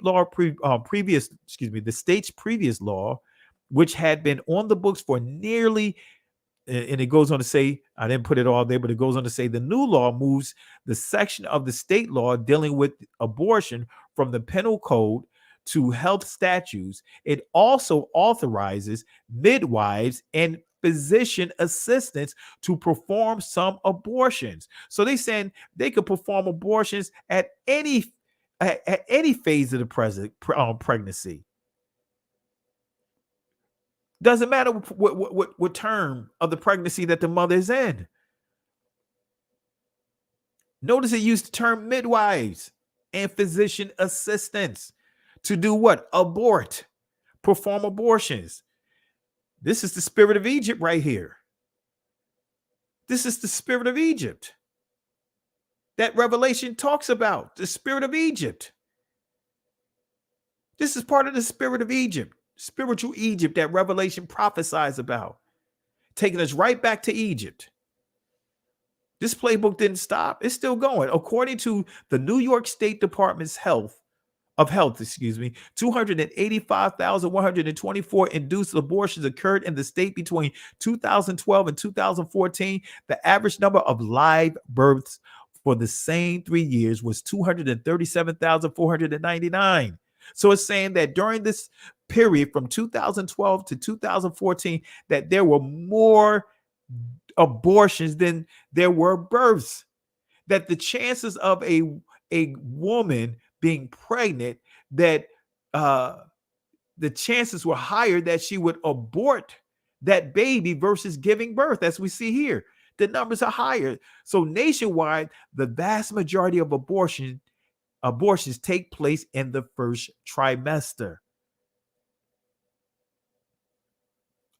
Y'all knows where the numbers are right now. This is in just the state of New York, 2012 to 2014. And we know that who's the majority in this number here. So Planned Parenthood founder, right? Planned Parenthood is founded on racism, unbelief, and belief in protecting society against the unfit. Let me read this again. This is coming from an article titled Planned Parenthood founded on racism, belief in protecting society against the unfit. Who is the unfit? Y'all see her here in the background. Margaret Sanger, Planned Parenthood, right? Minorities cramped into, and this is her words, minorities cramped into impoverished areas and inner cities should not be having so many babies. And of course, these minorities are inferior in the human race, as are the physically and mentally handicapped. We should require mandatory sterilization, of those less desirable and promote easy access to abortion. So, but notice this next portion. And since sex should be a free for all, so teach us that sex is a free for all. But the key is when our women are pregnant, or when our people are pregnant, because I don't like to just put it all on the women, but what they want to do is promote easy access to abortion. In other words, use the abortion, the money that they're making on this, to continue to allow us to finance our own genocide. That's what they're telling us. Finance the delusion, finance the destruction. Man, we have women that are using abortion as a form of birth control. And we can't put the women out there by themselves, because without the women, without the men, the women would not do these behaviors. Without the pushing of the men, the women would not be doing these behaviors. Wherever you see a haughty woman, like when you read about Isaiah chapter 3, the haughty woman, what Isaiah chapter 2 talks about the haughty father. So when you see a haughty daughter, we're the men. There's a haughty man somewhere. Like the old school would say, wherever there's a witch, there's a warlock somewhere lurking. So they was like, hey, you know what? The tactic is promote sex to be a free fall. What's happening in our community right now? Isn't this what they're promoting right now? Sex is all over the place. Promote the atmosphere of, hey, you don't have to worry about venereal diseases. You don't have to worry about any of this. We'll give you birth control. We'll give you, condoms and all these different things. So that way, even though it's not going to fully protect you, you could still potentially get pregnant by it. But if you do, we're going to make it so easy that you can have an abortion. We're going to make sure that if you underage, you don't have to tell your parents. You don't even have to disclose this to your parents. Your parents could be violating your rights. Doesn't matter how old you are. If the child is 11, 12 years old, they can say, I don't want my parents to know. They can have secret abortions. The woman can say, hey, I don't want the father to know. Come on, family. Spirit of Egypt. The spirit of Egypt. This is part of the spirit of Egypt that many are not talking about. So it says we must provide birth control and abortions to teenagers too. It's all for the greater good and for a more intelligent, liberated, healthier population. And many of our brothers and sisters are fixated on voting Democrats, voting for your own demise. Anyway, and the Republicans not letting them off because, hey, they fight against abortion, but they don't fight against anything beyond abortion. They don't want us to have no rights. You see what's happening down in Mississippi in those areas trying to bring back the Jim Crow laws. I'm telling you, spiritual Egypt. So here's another article, Abortion and Race. I'm not going to go too deep in this. This is just giving us the percentages of abortion among women versus women in our community versus other communities. I'll just read the first couple of sentences and we'll continue. It says, in America today, the average Black woman is almost 5 times more likely to have an abortion than the average white woman. Part of this disparity owes to the fact that statistically, Black women get pregnant more frequently than white women. But even if we control pregnancy, Black babies are still more than 3 times more likely to be aborted than their white counterparts, right? This is because how sex is being promoted. It's being promoted. We're seeing stuff like never before. Like back in the 80s and 90s, you saw us shifting from our elders at that time, but it was nowhere where it is today. Regular television just as bad as cable, right? But anyway, this is just giving you some statistics on this. I'm not going to go into all of this because it's pretty lengthy here. But again, among Black women, the current abortion ratio is 391.8. That means there are 391 abortions for every 1,000 live births. Now, here among white women, the abortion ratio is 121, which means that it's less than 11%. But for us, it's 391 abortions for every 1,000 births. That's over 28%. Come on, family. So Moses was born during a time of a massive genocide. So during this time, the king of Egypt spake to the Hebrew midwives, right? And here's the Hebrew definition of midwives. We mentioned the word yalad. It says here to act as midwife, bringing forth children, right? And the etymology dictionary definition confirms this. Midwife, a woman who assists in childbirth, woman who is with, okay? So a midwife, yalad, is a woman who assists women in childbirth. So the Hebrew women were given instructions by the government. If their blood relatives gave birth to a son, then completely destroy him. Math, right? Or matha. Come on, family.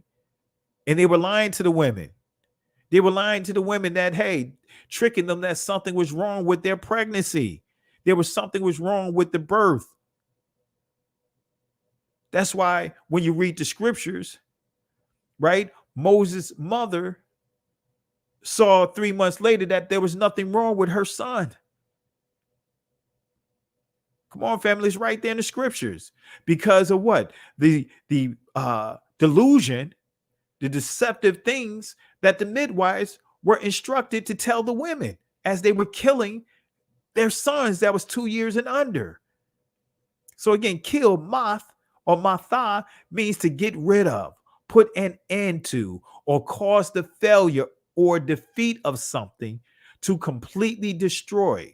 So murder is the crime of unlawfully killing a person. I want to make sure y'all understand that. Ratzak is the crime of unlawfully killing a person. So understand, in the eyes of Hasatan, right? Hashatan, he is not committing murder because according to this system, he is at war with our people. So they don't look at it like they are taking innocent life.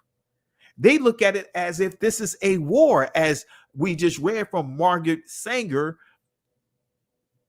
right? The the threat that we supposedly have on them. So we have to understand, family, we've been so dumbed down that we think that we are not in wartime anymore. Family, we're descendants of prisoners of war, and we're still dealing with the same situation. Man, I'm gonna do a video. I got to get caught up of a young man that just got lynched. He got lynched about 4 or 5 months ago. Went to the police precinct because he was feared for his life, saying that carloads of white men was trying to take his life, and he was scared, and he asked them to give him a ride home, and the police precinct refused to give him a ride home. And a month or two later, they found his body. He found him decapitated, found his body chopped up. Come on, family. This is a war to these people. They don't look at it like they're taking innocent life, but through religion, it's how we got dumbed down and docile to think that, oh, well, Christ did say love everybody. No, that's not what the scripture means. It's not saying love the Roman government that put you enslaved, that's murdering your people.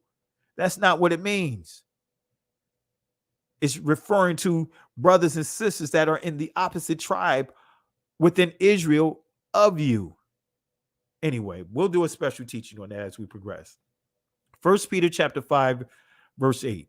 It says this: be sober, be vigilant, because your adversary, the devil, as a roaring lion, walketh about seeking whom he may devour. So the king ordered the supervising midwives to actually see that all baby boys were killed, math or matha, right? Doing the math. Remember, math sounds just like math, doesn't it? Right? Math or matha at birth.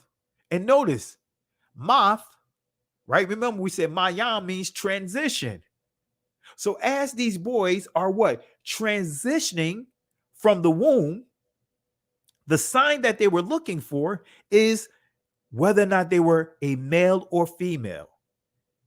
The sign is, if it's a boy, kill it. If it's a girl, allow him to live. So this right here, we just defined what that word means just with the letters. So again, the king ordered the two supervising midwives to actually see that all baby boys were killed month at birth while they were still on the delivery stool. They ordered to kill all boys 2 years of age and under without the mothers knowing it.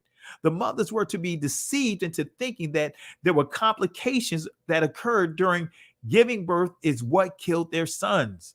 This system of enmity wants us to think, wants you and I to think that there is complications and the seeds of hope and the hope that we have, right, to justify abortion, the hope that we have that we're going to have the Most High have his son return to redeem us, take us out of the bondage that we're in right now, the state of confusion that we're in right now. So this is why Hasatan is sending his messengers, people that look just like you and I, to bring forth confusion, because again, the valley of dry bones, those pile of bones in the valley represents a confused people. They were in a state of confusion. So what happens? Hasatan is steady trying to send delusions to keep our people confused. So the system of enmity wants us to be confused, right? Wants us to be in this state, right, of confusion, to think that there's complications in your seed of hope, to justify aborting, to justify walking away, to justify forfeiting the things of the Most High, the blessing. So the Hebrew definition of names of the Hebrew women, right? We're going to give the definitions, Shifra and Pua. Let's see what it means, right? Shifra, right? Her name means bright. It means to be fair. It means glisten. Shapara is the ancient Hebrew, right? And then I want to share a little additional facts, because I know I'm giving you sources, but I want to share additional facts about the name Shifra or Shifara, right? Let me share some additional facts. Y'all know I'm going to show you some receipts here. This is coming from the papyrus, excuse me. This is coming from a papyrus of the late Middle Kingdom in the Brooklyn Museum by William Christopher Haynes, Charles Edwin Wilbur, 1955. Now, peep this out, family. Peep this out. This is coming from page 96. Sapra, right? Sapar or Sapra, doesn't that sound familiar?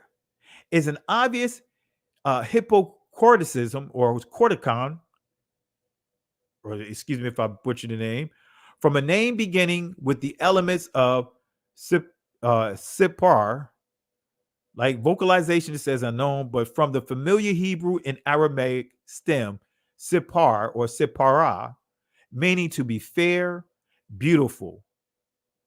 Wait a minute. So I just showed you the name in Hebrew, right? Let's go back here. Let's go back here to her name. It says means bright, to be fair. In other words, glisten, that means beautiful. To be fair, glisten. Bright, smart, fair, glisten. Just telling you that she was smart and beautiful. All right. So when we go back to this source here, it tells us that it means to be fair. It means to be beautiful. Okay. Our name is related to, perhaps even ultimately, the same as Aramaic, Sipira or Sipfira, and certainly the same with slightly morphological adaptation as Sifra. Name of one or two Hebrew midwives of Exodus chapter 1, verse 15. Wait a minute. Oh, wait a minute. Are we confirming one of the midwives here? So here's another Hebrew name that is found inside the same Egyptian document, right? On page 95. Notice what it says here, right? It says here, cannot be separated from the biblical Hebrew name Yasakir. In other words, Issachar and Sakar. Wait a minute. So you're saying we see Issachar as you see Yasakir or Sakar? Wait a minute. We see the tribe, Hebrew name Issachar, and wait a minute. Is that what it's saying? It says etymologically to Hebrew. It says in early Northwest Semitic, Sakar, in all the dialects. And we see here.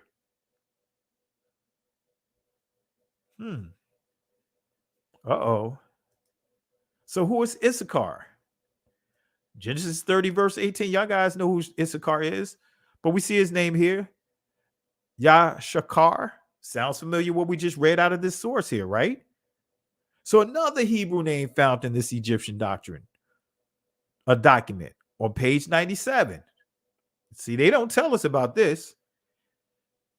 Sarah is evidently a feminine hypocorsic or corvistic, excuse me for butchering the name, family, my apologies, of the same type of the masculine Aser, name of one of the 12 tribes of Israel and their ancestors. It is now certain that both names are derived from the stem which appears in Hebrew, Aser, in other words, good fortune, right? Asrei, right? Happy, blessed. But it also says Arab, Aya Sarah, which means be prosperous, Yasar, right? So it gives us the name of who? I just gave the name here, Asher. This name, Aser, it says name of the 12 tribes, and the tribe that is referring to is Ashar. We see Asher right here inside this Egyptian document. This source is showing you Hebrew names of tribes. We also saw the midwife there. Genesis chapter 30, verse 13. And Zilpah, Leah's maid, bare Jacob a second son. And Leah said, happy, Ashar am I, for the daughters will call me blessed. and she called his name Asher. And there's the Hebrew, Asher, right here. So we see that we just identified a couple of the tribes' names, and we confirmed the name of a midwife, Hebrew midwife, inside of this letter or this document, this source. Pua, her name means glitter. Her name means brilliance, right? Pa-aya or Pawa-aya, however you want to pronounce it. So the two midwives were obviously supervisors over all the Hebrew midwives because Israel's population was over 2 million. And then when we go to Exodus chapter 1, verse 17 to 19, we're going to wrap this up here. But the midwives feared the Most High, Elohim, and did not as the king of Egypt commanded them, but saved the men, children alive. So the women didn't listen. They said, hey, you know what? We can't carry this out.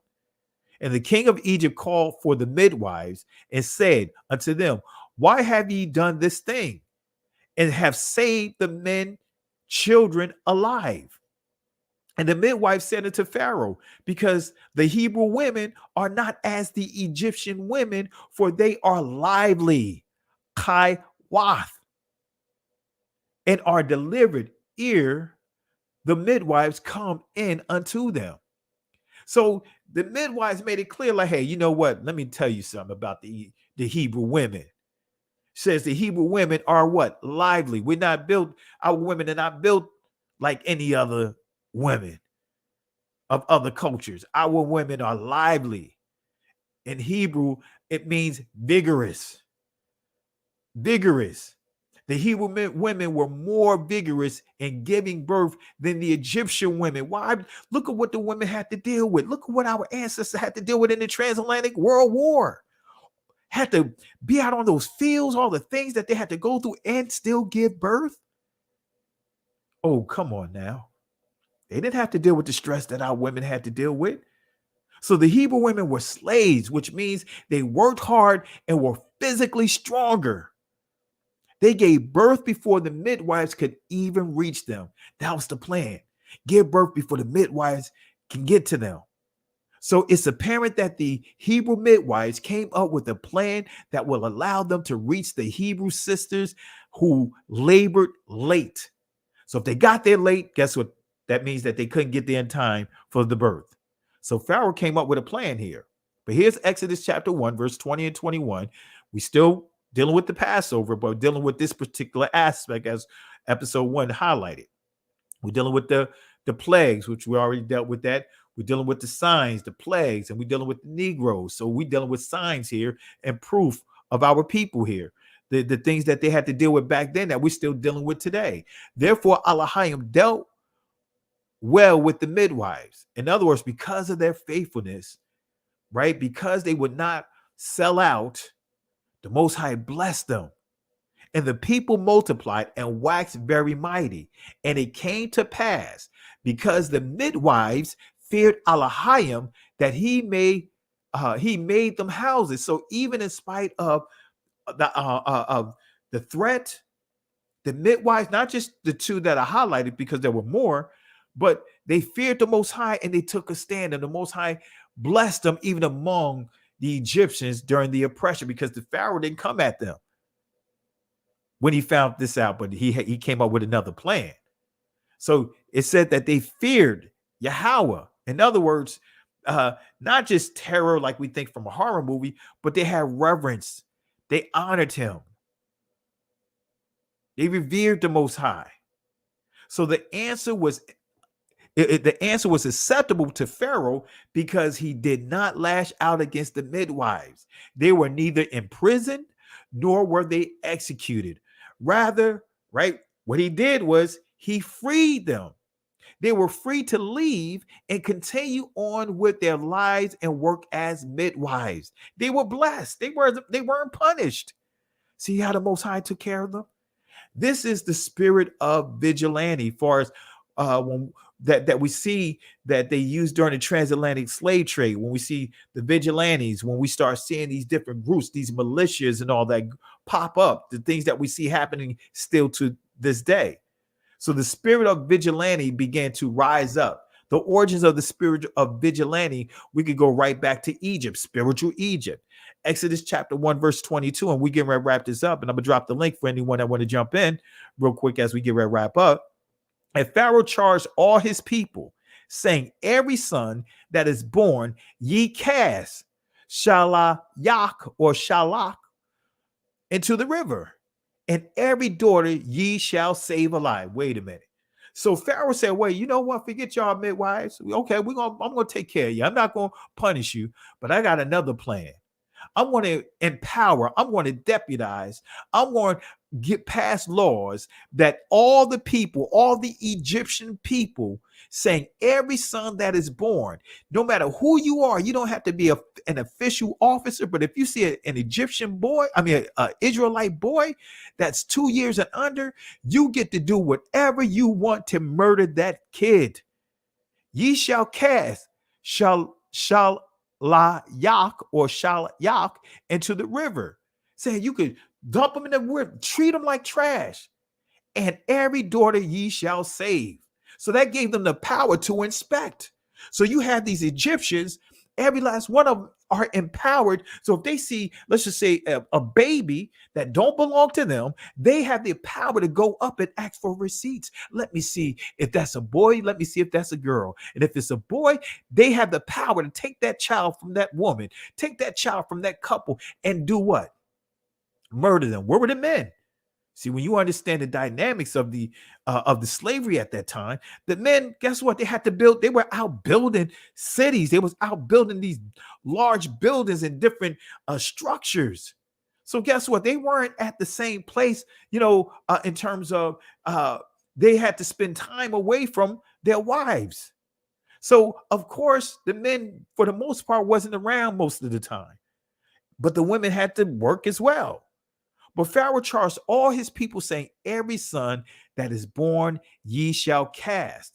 Here's the Hebrew definition of cast, so that way you can understand it better, right? It says to throw out, down, or away, hurl, pluck, throw. This sounds like the book of Tobit.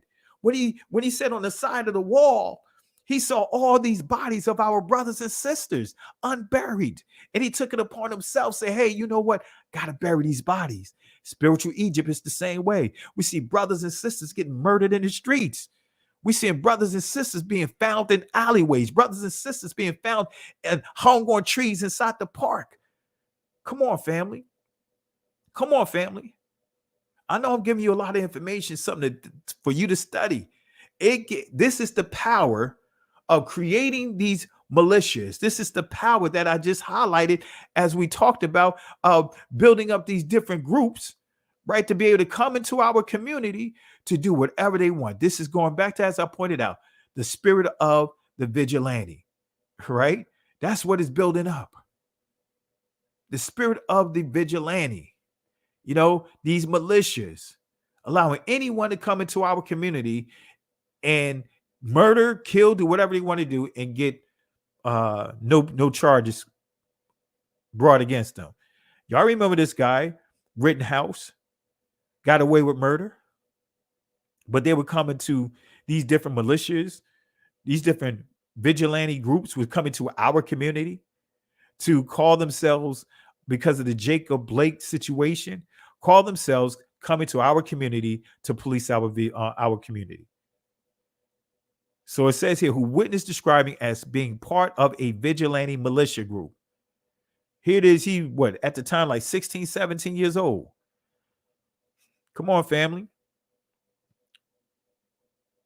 A vigilante shooter. When we look at vigilante, member of a vigilance committee, a watchman, watchful, anxious, careful, watchful, awake. This is the vigilante.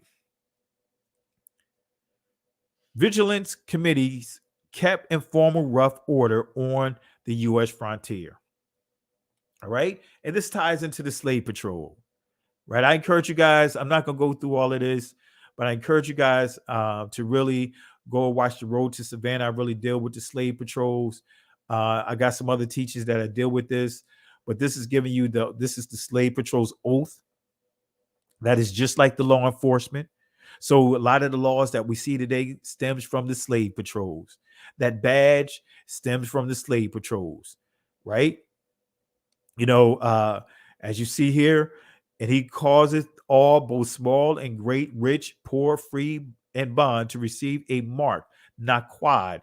In other words, an unnatural mark in their right hand or in their forehead. This is just basically telling us no man shall buy or sell, save he that had the mark, or the name of the beast, or the number of his name, the reputation. And this is dealing with our people. Many of us don't realize we couldn't buy or sell during the transatlantic World War. We still having our community marked. We can't buy and sell freely. Come on, family. This prophecy had already been implemented. We couldn't buy or sell. And this source continue to prove it. If you want to go here, I'll just read this right here and we'll stop right here.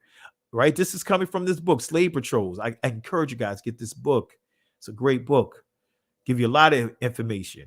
Again, in the revised 1688 version of the slave law, the burden of capturing runaways was explicitly placed on all white men, all masters, overseers, and other persons whatsoever who were required to give wandering slaves with no tickets a sound whipping. So if they found a slave with no ticket, this is why y'all gotta be careful of certain terms y'all embrace when you start saying, hey, I got receipts.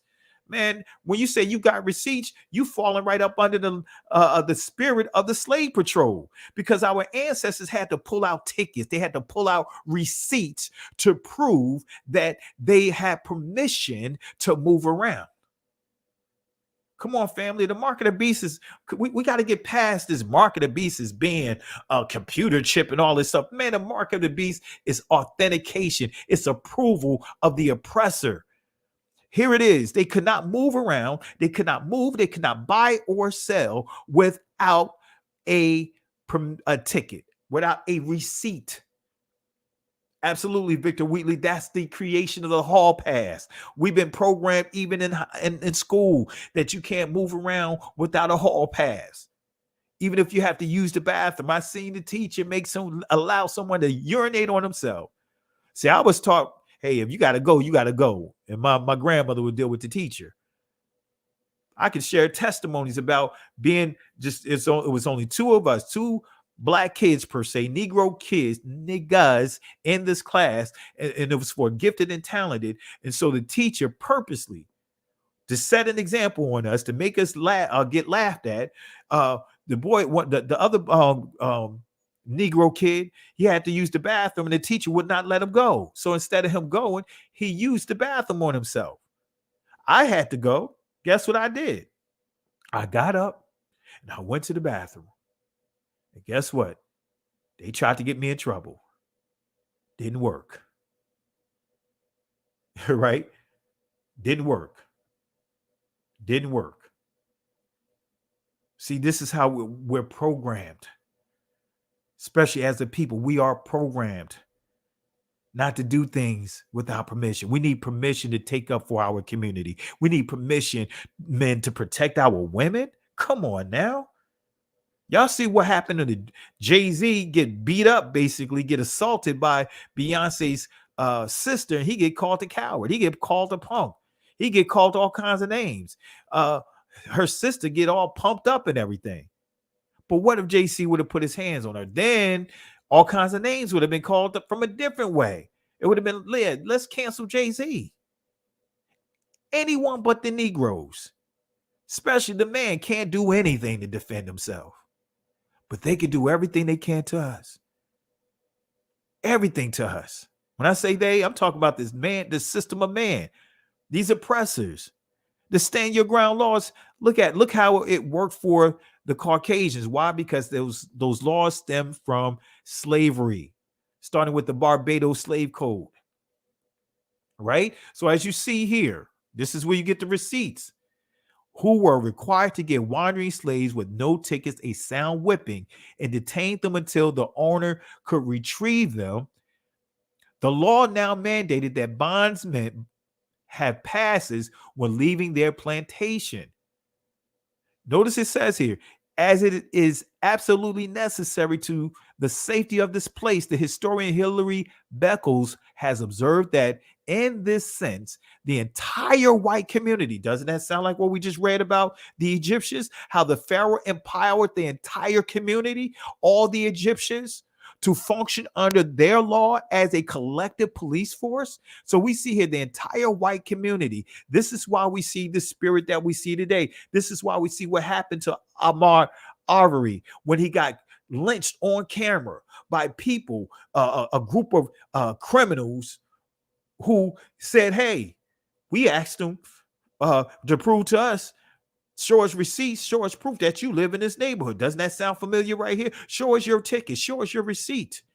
And they gunned them down in cold blood. And had it not been on camera, no justice would have came, because multiple prosecutors went through that case and did nothing with it. That case was lingering around for quite some time. So the entire white community functioned under the law as a collective police force, right? We see here, and notice here when we see down here, the beginnings of a formal, organized, and public slave patrol system in the antebellum South can be traced to the private, informal, and sometimes voluntary efforts of Spanish and individual colonists. All right, and it goes on to say here, in the New World had to experience difficulties controlling their slaves before the rest of the white community would intervene to help. All right. So, like I said, it's a lot of nuggets here. A lot of nuggets here. A lot of nuggets here. A lot of nuggets here. How they could just, how we see today, they could just come without a warrant. We see that happening over and over in our community. You know, they don't have to really have warrants to come in and search our homes.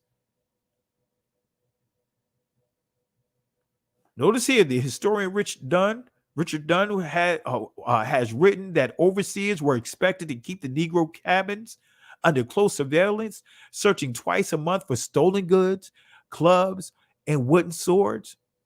But look at down here, white Barbadians, former bondsmen as slave catchers, and the militia.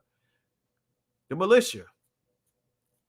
The new laws shifted the job of slave control firmly onto the shoulders of all whites, not just overseers.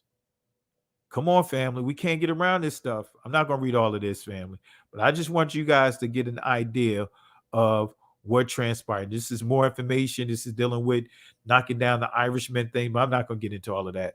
We're going to go ahead and wrap up, family. I know I gave you a lot to go off of, and I'm going to drop. I covered a lot of this in Road to Savannah Part 2 that YouTube is doing all they can to suppress.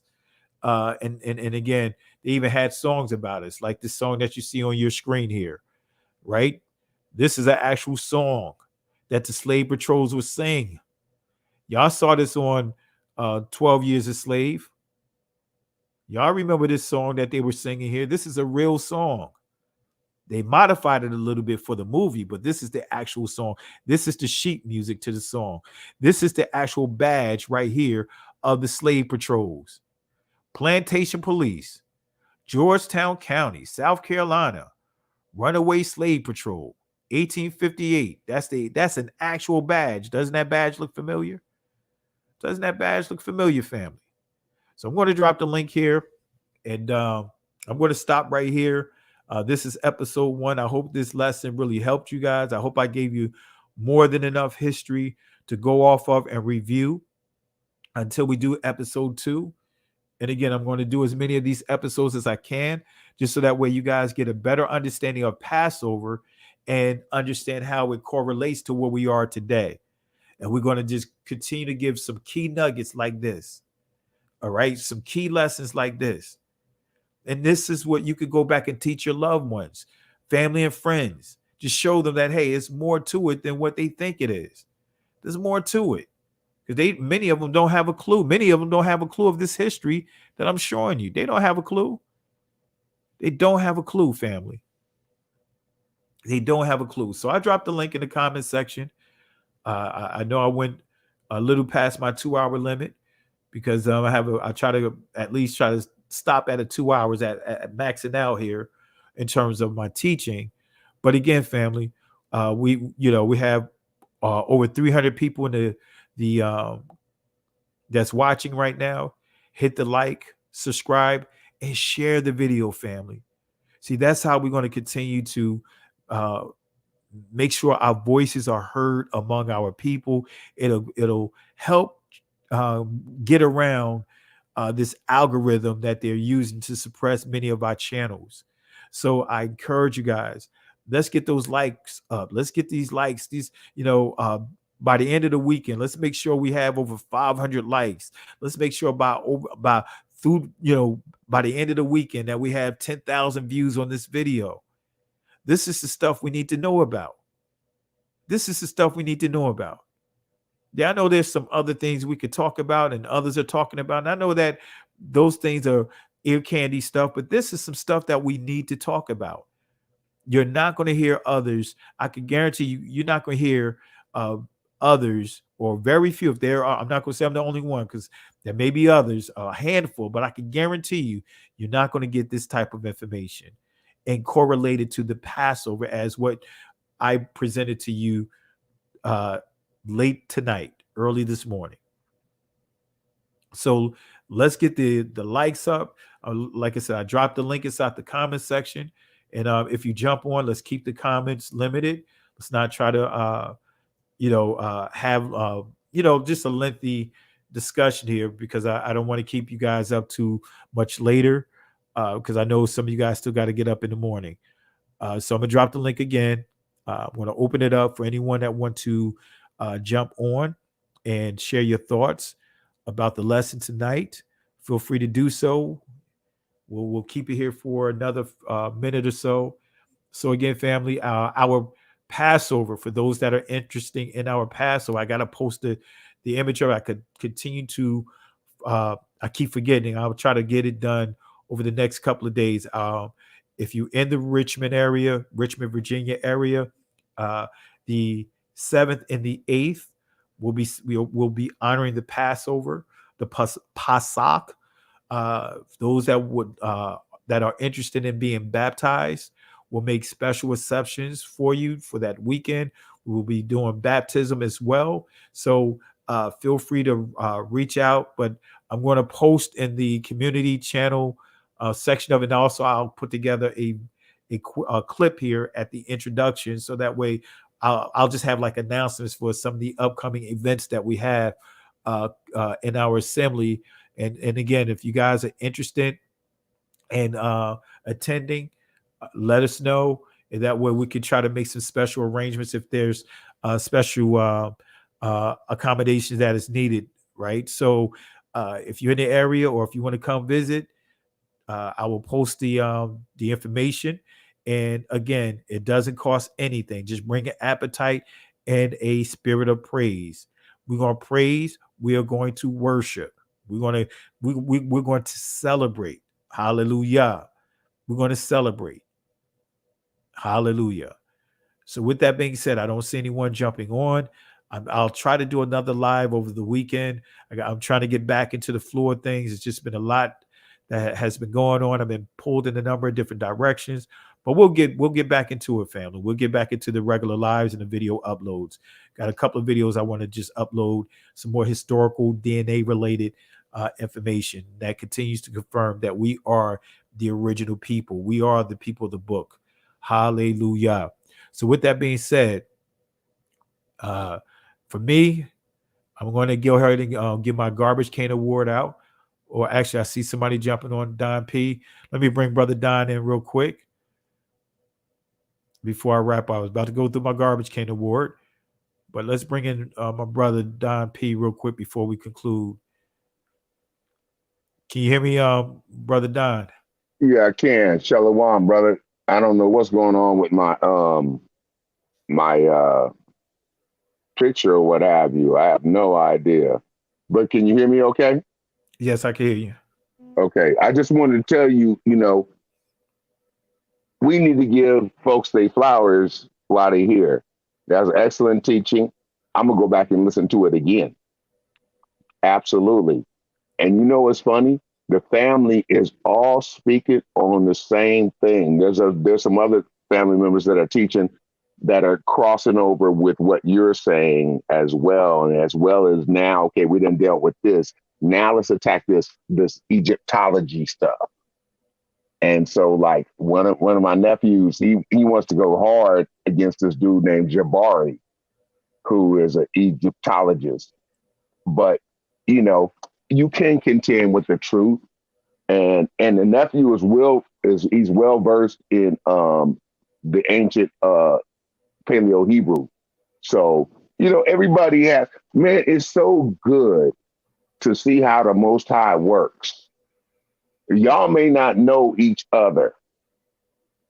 Y'all may not know each other at all, but y'all family to me like a bridge, because both of y'all are teaching, you know, the whole camp, WeWo camp, all the ministries attached to them, you know, Teo, Sister E, Covenant Awakenings, are all teaching the same thing that my folks are teaching over here too. Y'all my folks too. But my other folks are teaching, you know, FOP, CUC, New School of Thought.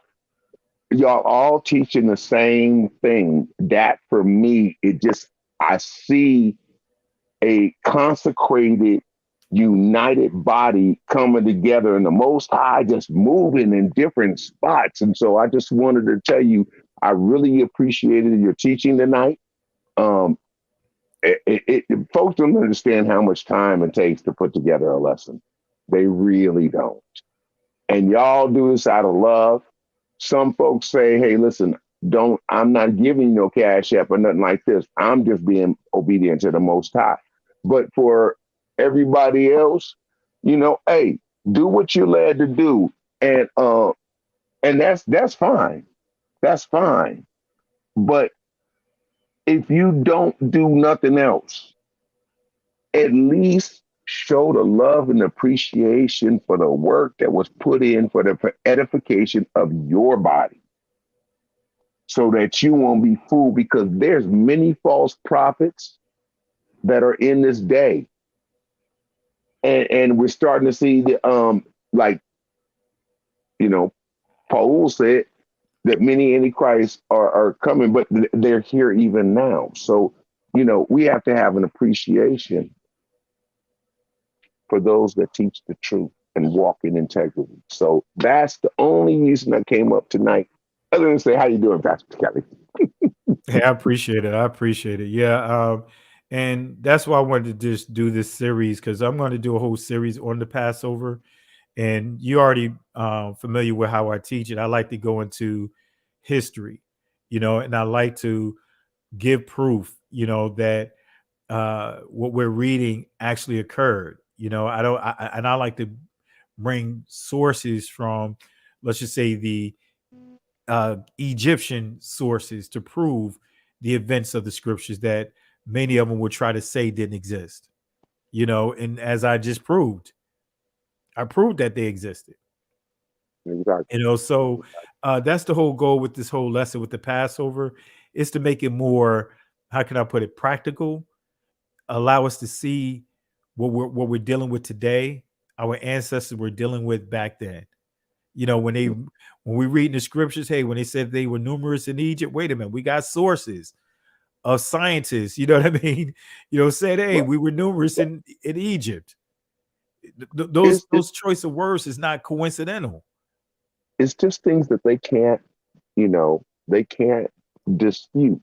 I'm trying to remember is it the Assyrian, what do they call it? You know, the art that they took out of the walls of the that they had inscribed upon the walls, giving the etchings of the people and what was going on at the time. The Syrian relief, or yeah, I believe it's the Syrians, the wall that I know what you're talking about. Yeah. Yeah. So, you know, it's just like, you can't refute that stuff. It's there, just like the walls in Egypt. It's there. You know, and crazy, and here's what's even crazy. crazier. So, you know, I've been in Russia several times, and even the murals of the Russian the icon. Talmudim, the Talmudim, Yeah. they black. They're black. You know, and this is, see, folks don't understand that the Holy Roman Church has a west side and an east side. And I was on the east side. So when I was in Ukraine and when I was in Russia, I was on the east side. And it's a whole different flavor than the west side. But they trying to, the west side is trying to come back together with the east side. So I don't know. But the east side tells the truth, the west side lies. They had their renaissance. While the east side is just like, hey, listen, this is what it is. So if you go to Basil's Cathedral, you know, like I said, even in the public spaces, like in the metro, you know, which I find really ironic for a quote unquote atheist country, that you would have the Talmudim or, you know, murals of Talmudim in public spaces. And there's a Serbian church here. When I was in the protest, when I was out in the streets, I took my team by this church. There's a Serbian church out here in San Francisco where I live, and they have whatever the church's name is after whoever the Talmudim individual was. They have a mural of him. You know how they do with the stones and stuff. Yeah. So they have a mural of him, and he's chocolate. So the Eastern folks, they don't play the same game as the Western folks. And we know the Western folks, they are the devil. And what we really getting ready to watch is let's modify it a little bit. Some Eastern folks. Okay. Yeah, because some Eastern folks still they're pushing the lies. Because even when you study about the Russian icons that you was alluding to as well, remember, many of those things got whitewashed, but under the instructions of the Catholic Church. Okay, there you go. Okay, I knew the hand was in there somewhere. Yeah, so that's why you see the funny figures. They look like they have giant deformed heads because they repainted it. They painting over the afros. Really? Yeah, I got some of the. I got some of the scans from a book called The Russian Icon. That book is like almost $3,000. But yeah, you'll see it does comparison of some of the original images to what they painted over. So that's why it looks weird. You know how they had that big head, almost look like some, some deformity. But that's because they're painting over the froze and all of that. The cone heads. But wait a minute, Putin's daughter got a cone head. Who? Putin. I didn't hear you. His daughter got like one of them cone heads. Yeah, but I'm just saying, like, just going off of those pictures. Yeah, but yeah, my brother, I'm gonna have to get ready to take it down, man. My throat is hurting right now. I should have brought some water in here. But any other things you want to point out, or anyone you want to throw up in the garbage can before we wrap up? Oh yeah, most definitely. We got one of them old niggas. Let's use a different term because YouTube is doing some, Negroes. Yeah. Let's just use Hoppin' Bob. Okay, Hoppin' Bob.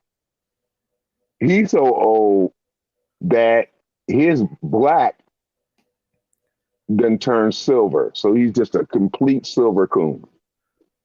And that would be the Reverend Doctor. Man, I'm going to stop you real quick. I'm about to give you the garbage can. Remember I did a teaching about I don't like using the word coon? Oh, no, I didn't hear that one. Yeah, I did a lesson on using the word coon. So what word would you prefer? Boule? I just call them Hoppin' Bobs.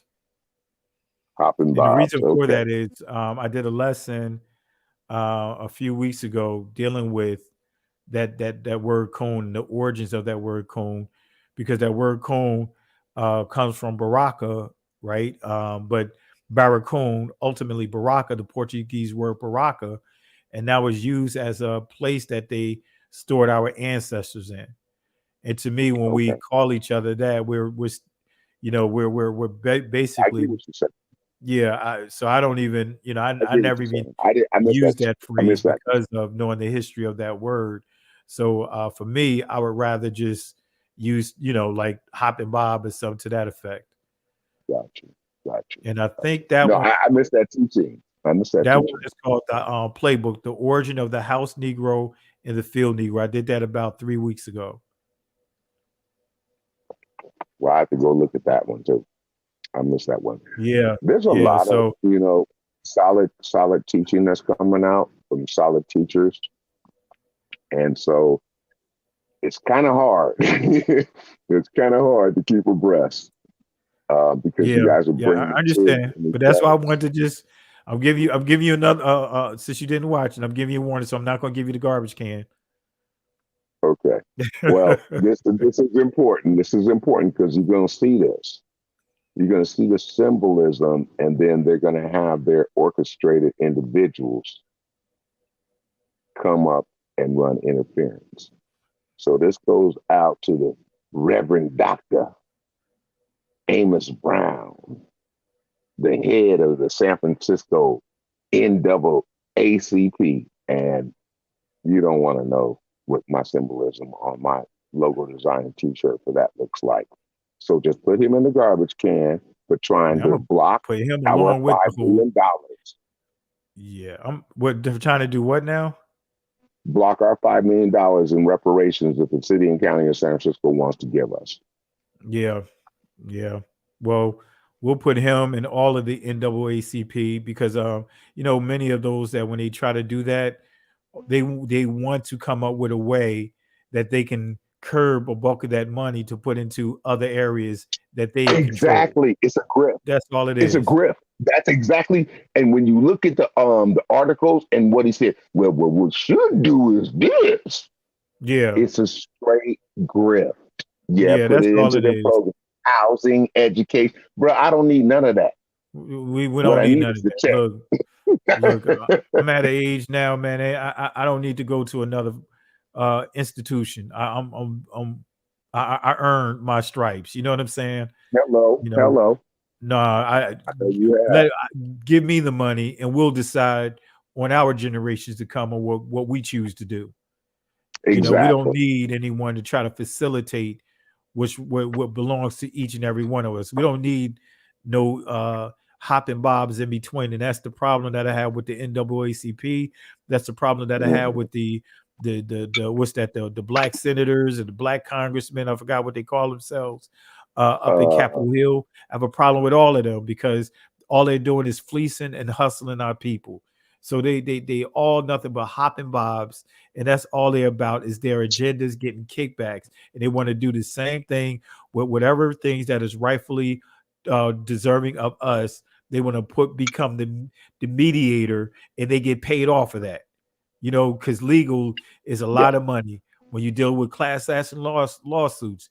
The individual people get nickels and dimes, but the law firms is the ones that get the lion's share of the resources, the judgments. But anyway, I'm going to go ahead and throw them up in here right now. I'm going to give them the garbage can.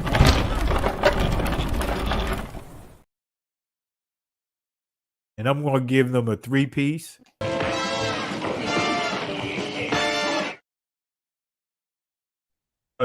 Toss them out. We're just going to toss them out.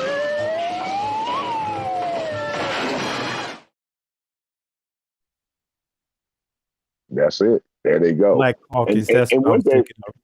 The Black Caucus. And what? Oh, you got to get the Black Caucus in there. No, that's what I'm saying. That's what they are, the Black Caucus that I was referring to about those congressmen and all of those politicians. Yeah, exactly. The Black Caucus. Exactly. But definitely appreciate it. Yeah, I appreciate it, my brother. But yeah, I'm gonna have to wrap it up, man. I love you, My Doc. voice, like I said, I'm struggling, or you probably could tell I'm struggling with the tail end of this because my voice is like completely dry and my throat's starting to hurt. I still got to do a presentation in the morning. So, but I'll be back online over the weekend. All right. All right. Well, appreciate it, family. Got to give her a run. Appreciate my brother Don for jumping on. And again, this is just episode 1. We'll do another episode. I may try to do another episode Shabbat. If not, we'll save the episode for next week, and I'll start scheduling these episodes leading up to the Passover. So that way you get a better understanding of what Passover is from a historical perspective and how to celebrate it, and should we celebrate it? You know, because those are some of the things that the Christian church is tossing around, saying that, and others, you know, within this awakening, saying that, hey, you can't celebrate the Pesach because you need to be in Jerusalem. You need a temple. And we're going to give proper clarity to those things as well. So with that being said, family, in the words of Masha, which transliterates to Moses, the instructions that he was given by the Most High as Israel wanted to go back. Some of them wanted to go back to Egypt. Someone was complaining about the situation that they had to deal with when they had the waters in front of them, what seemed to be a dead end. The Most High had to comfort Israel through these words, with these words through Moses. Exodus chapter 14, verse 13 and 14 says, "Fear ye not, stand still, see the salvation of Yahweh.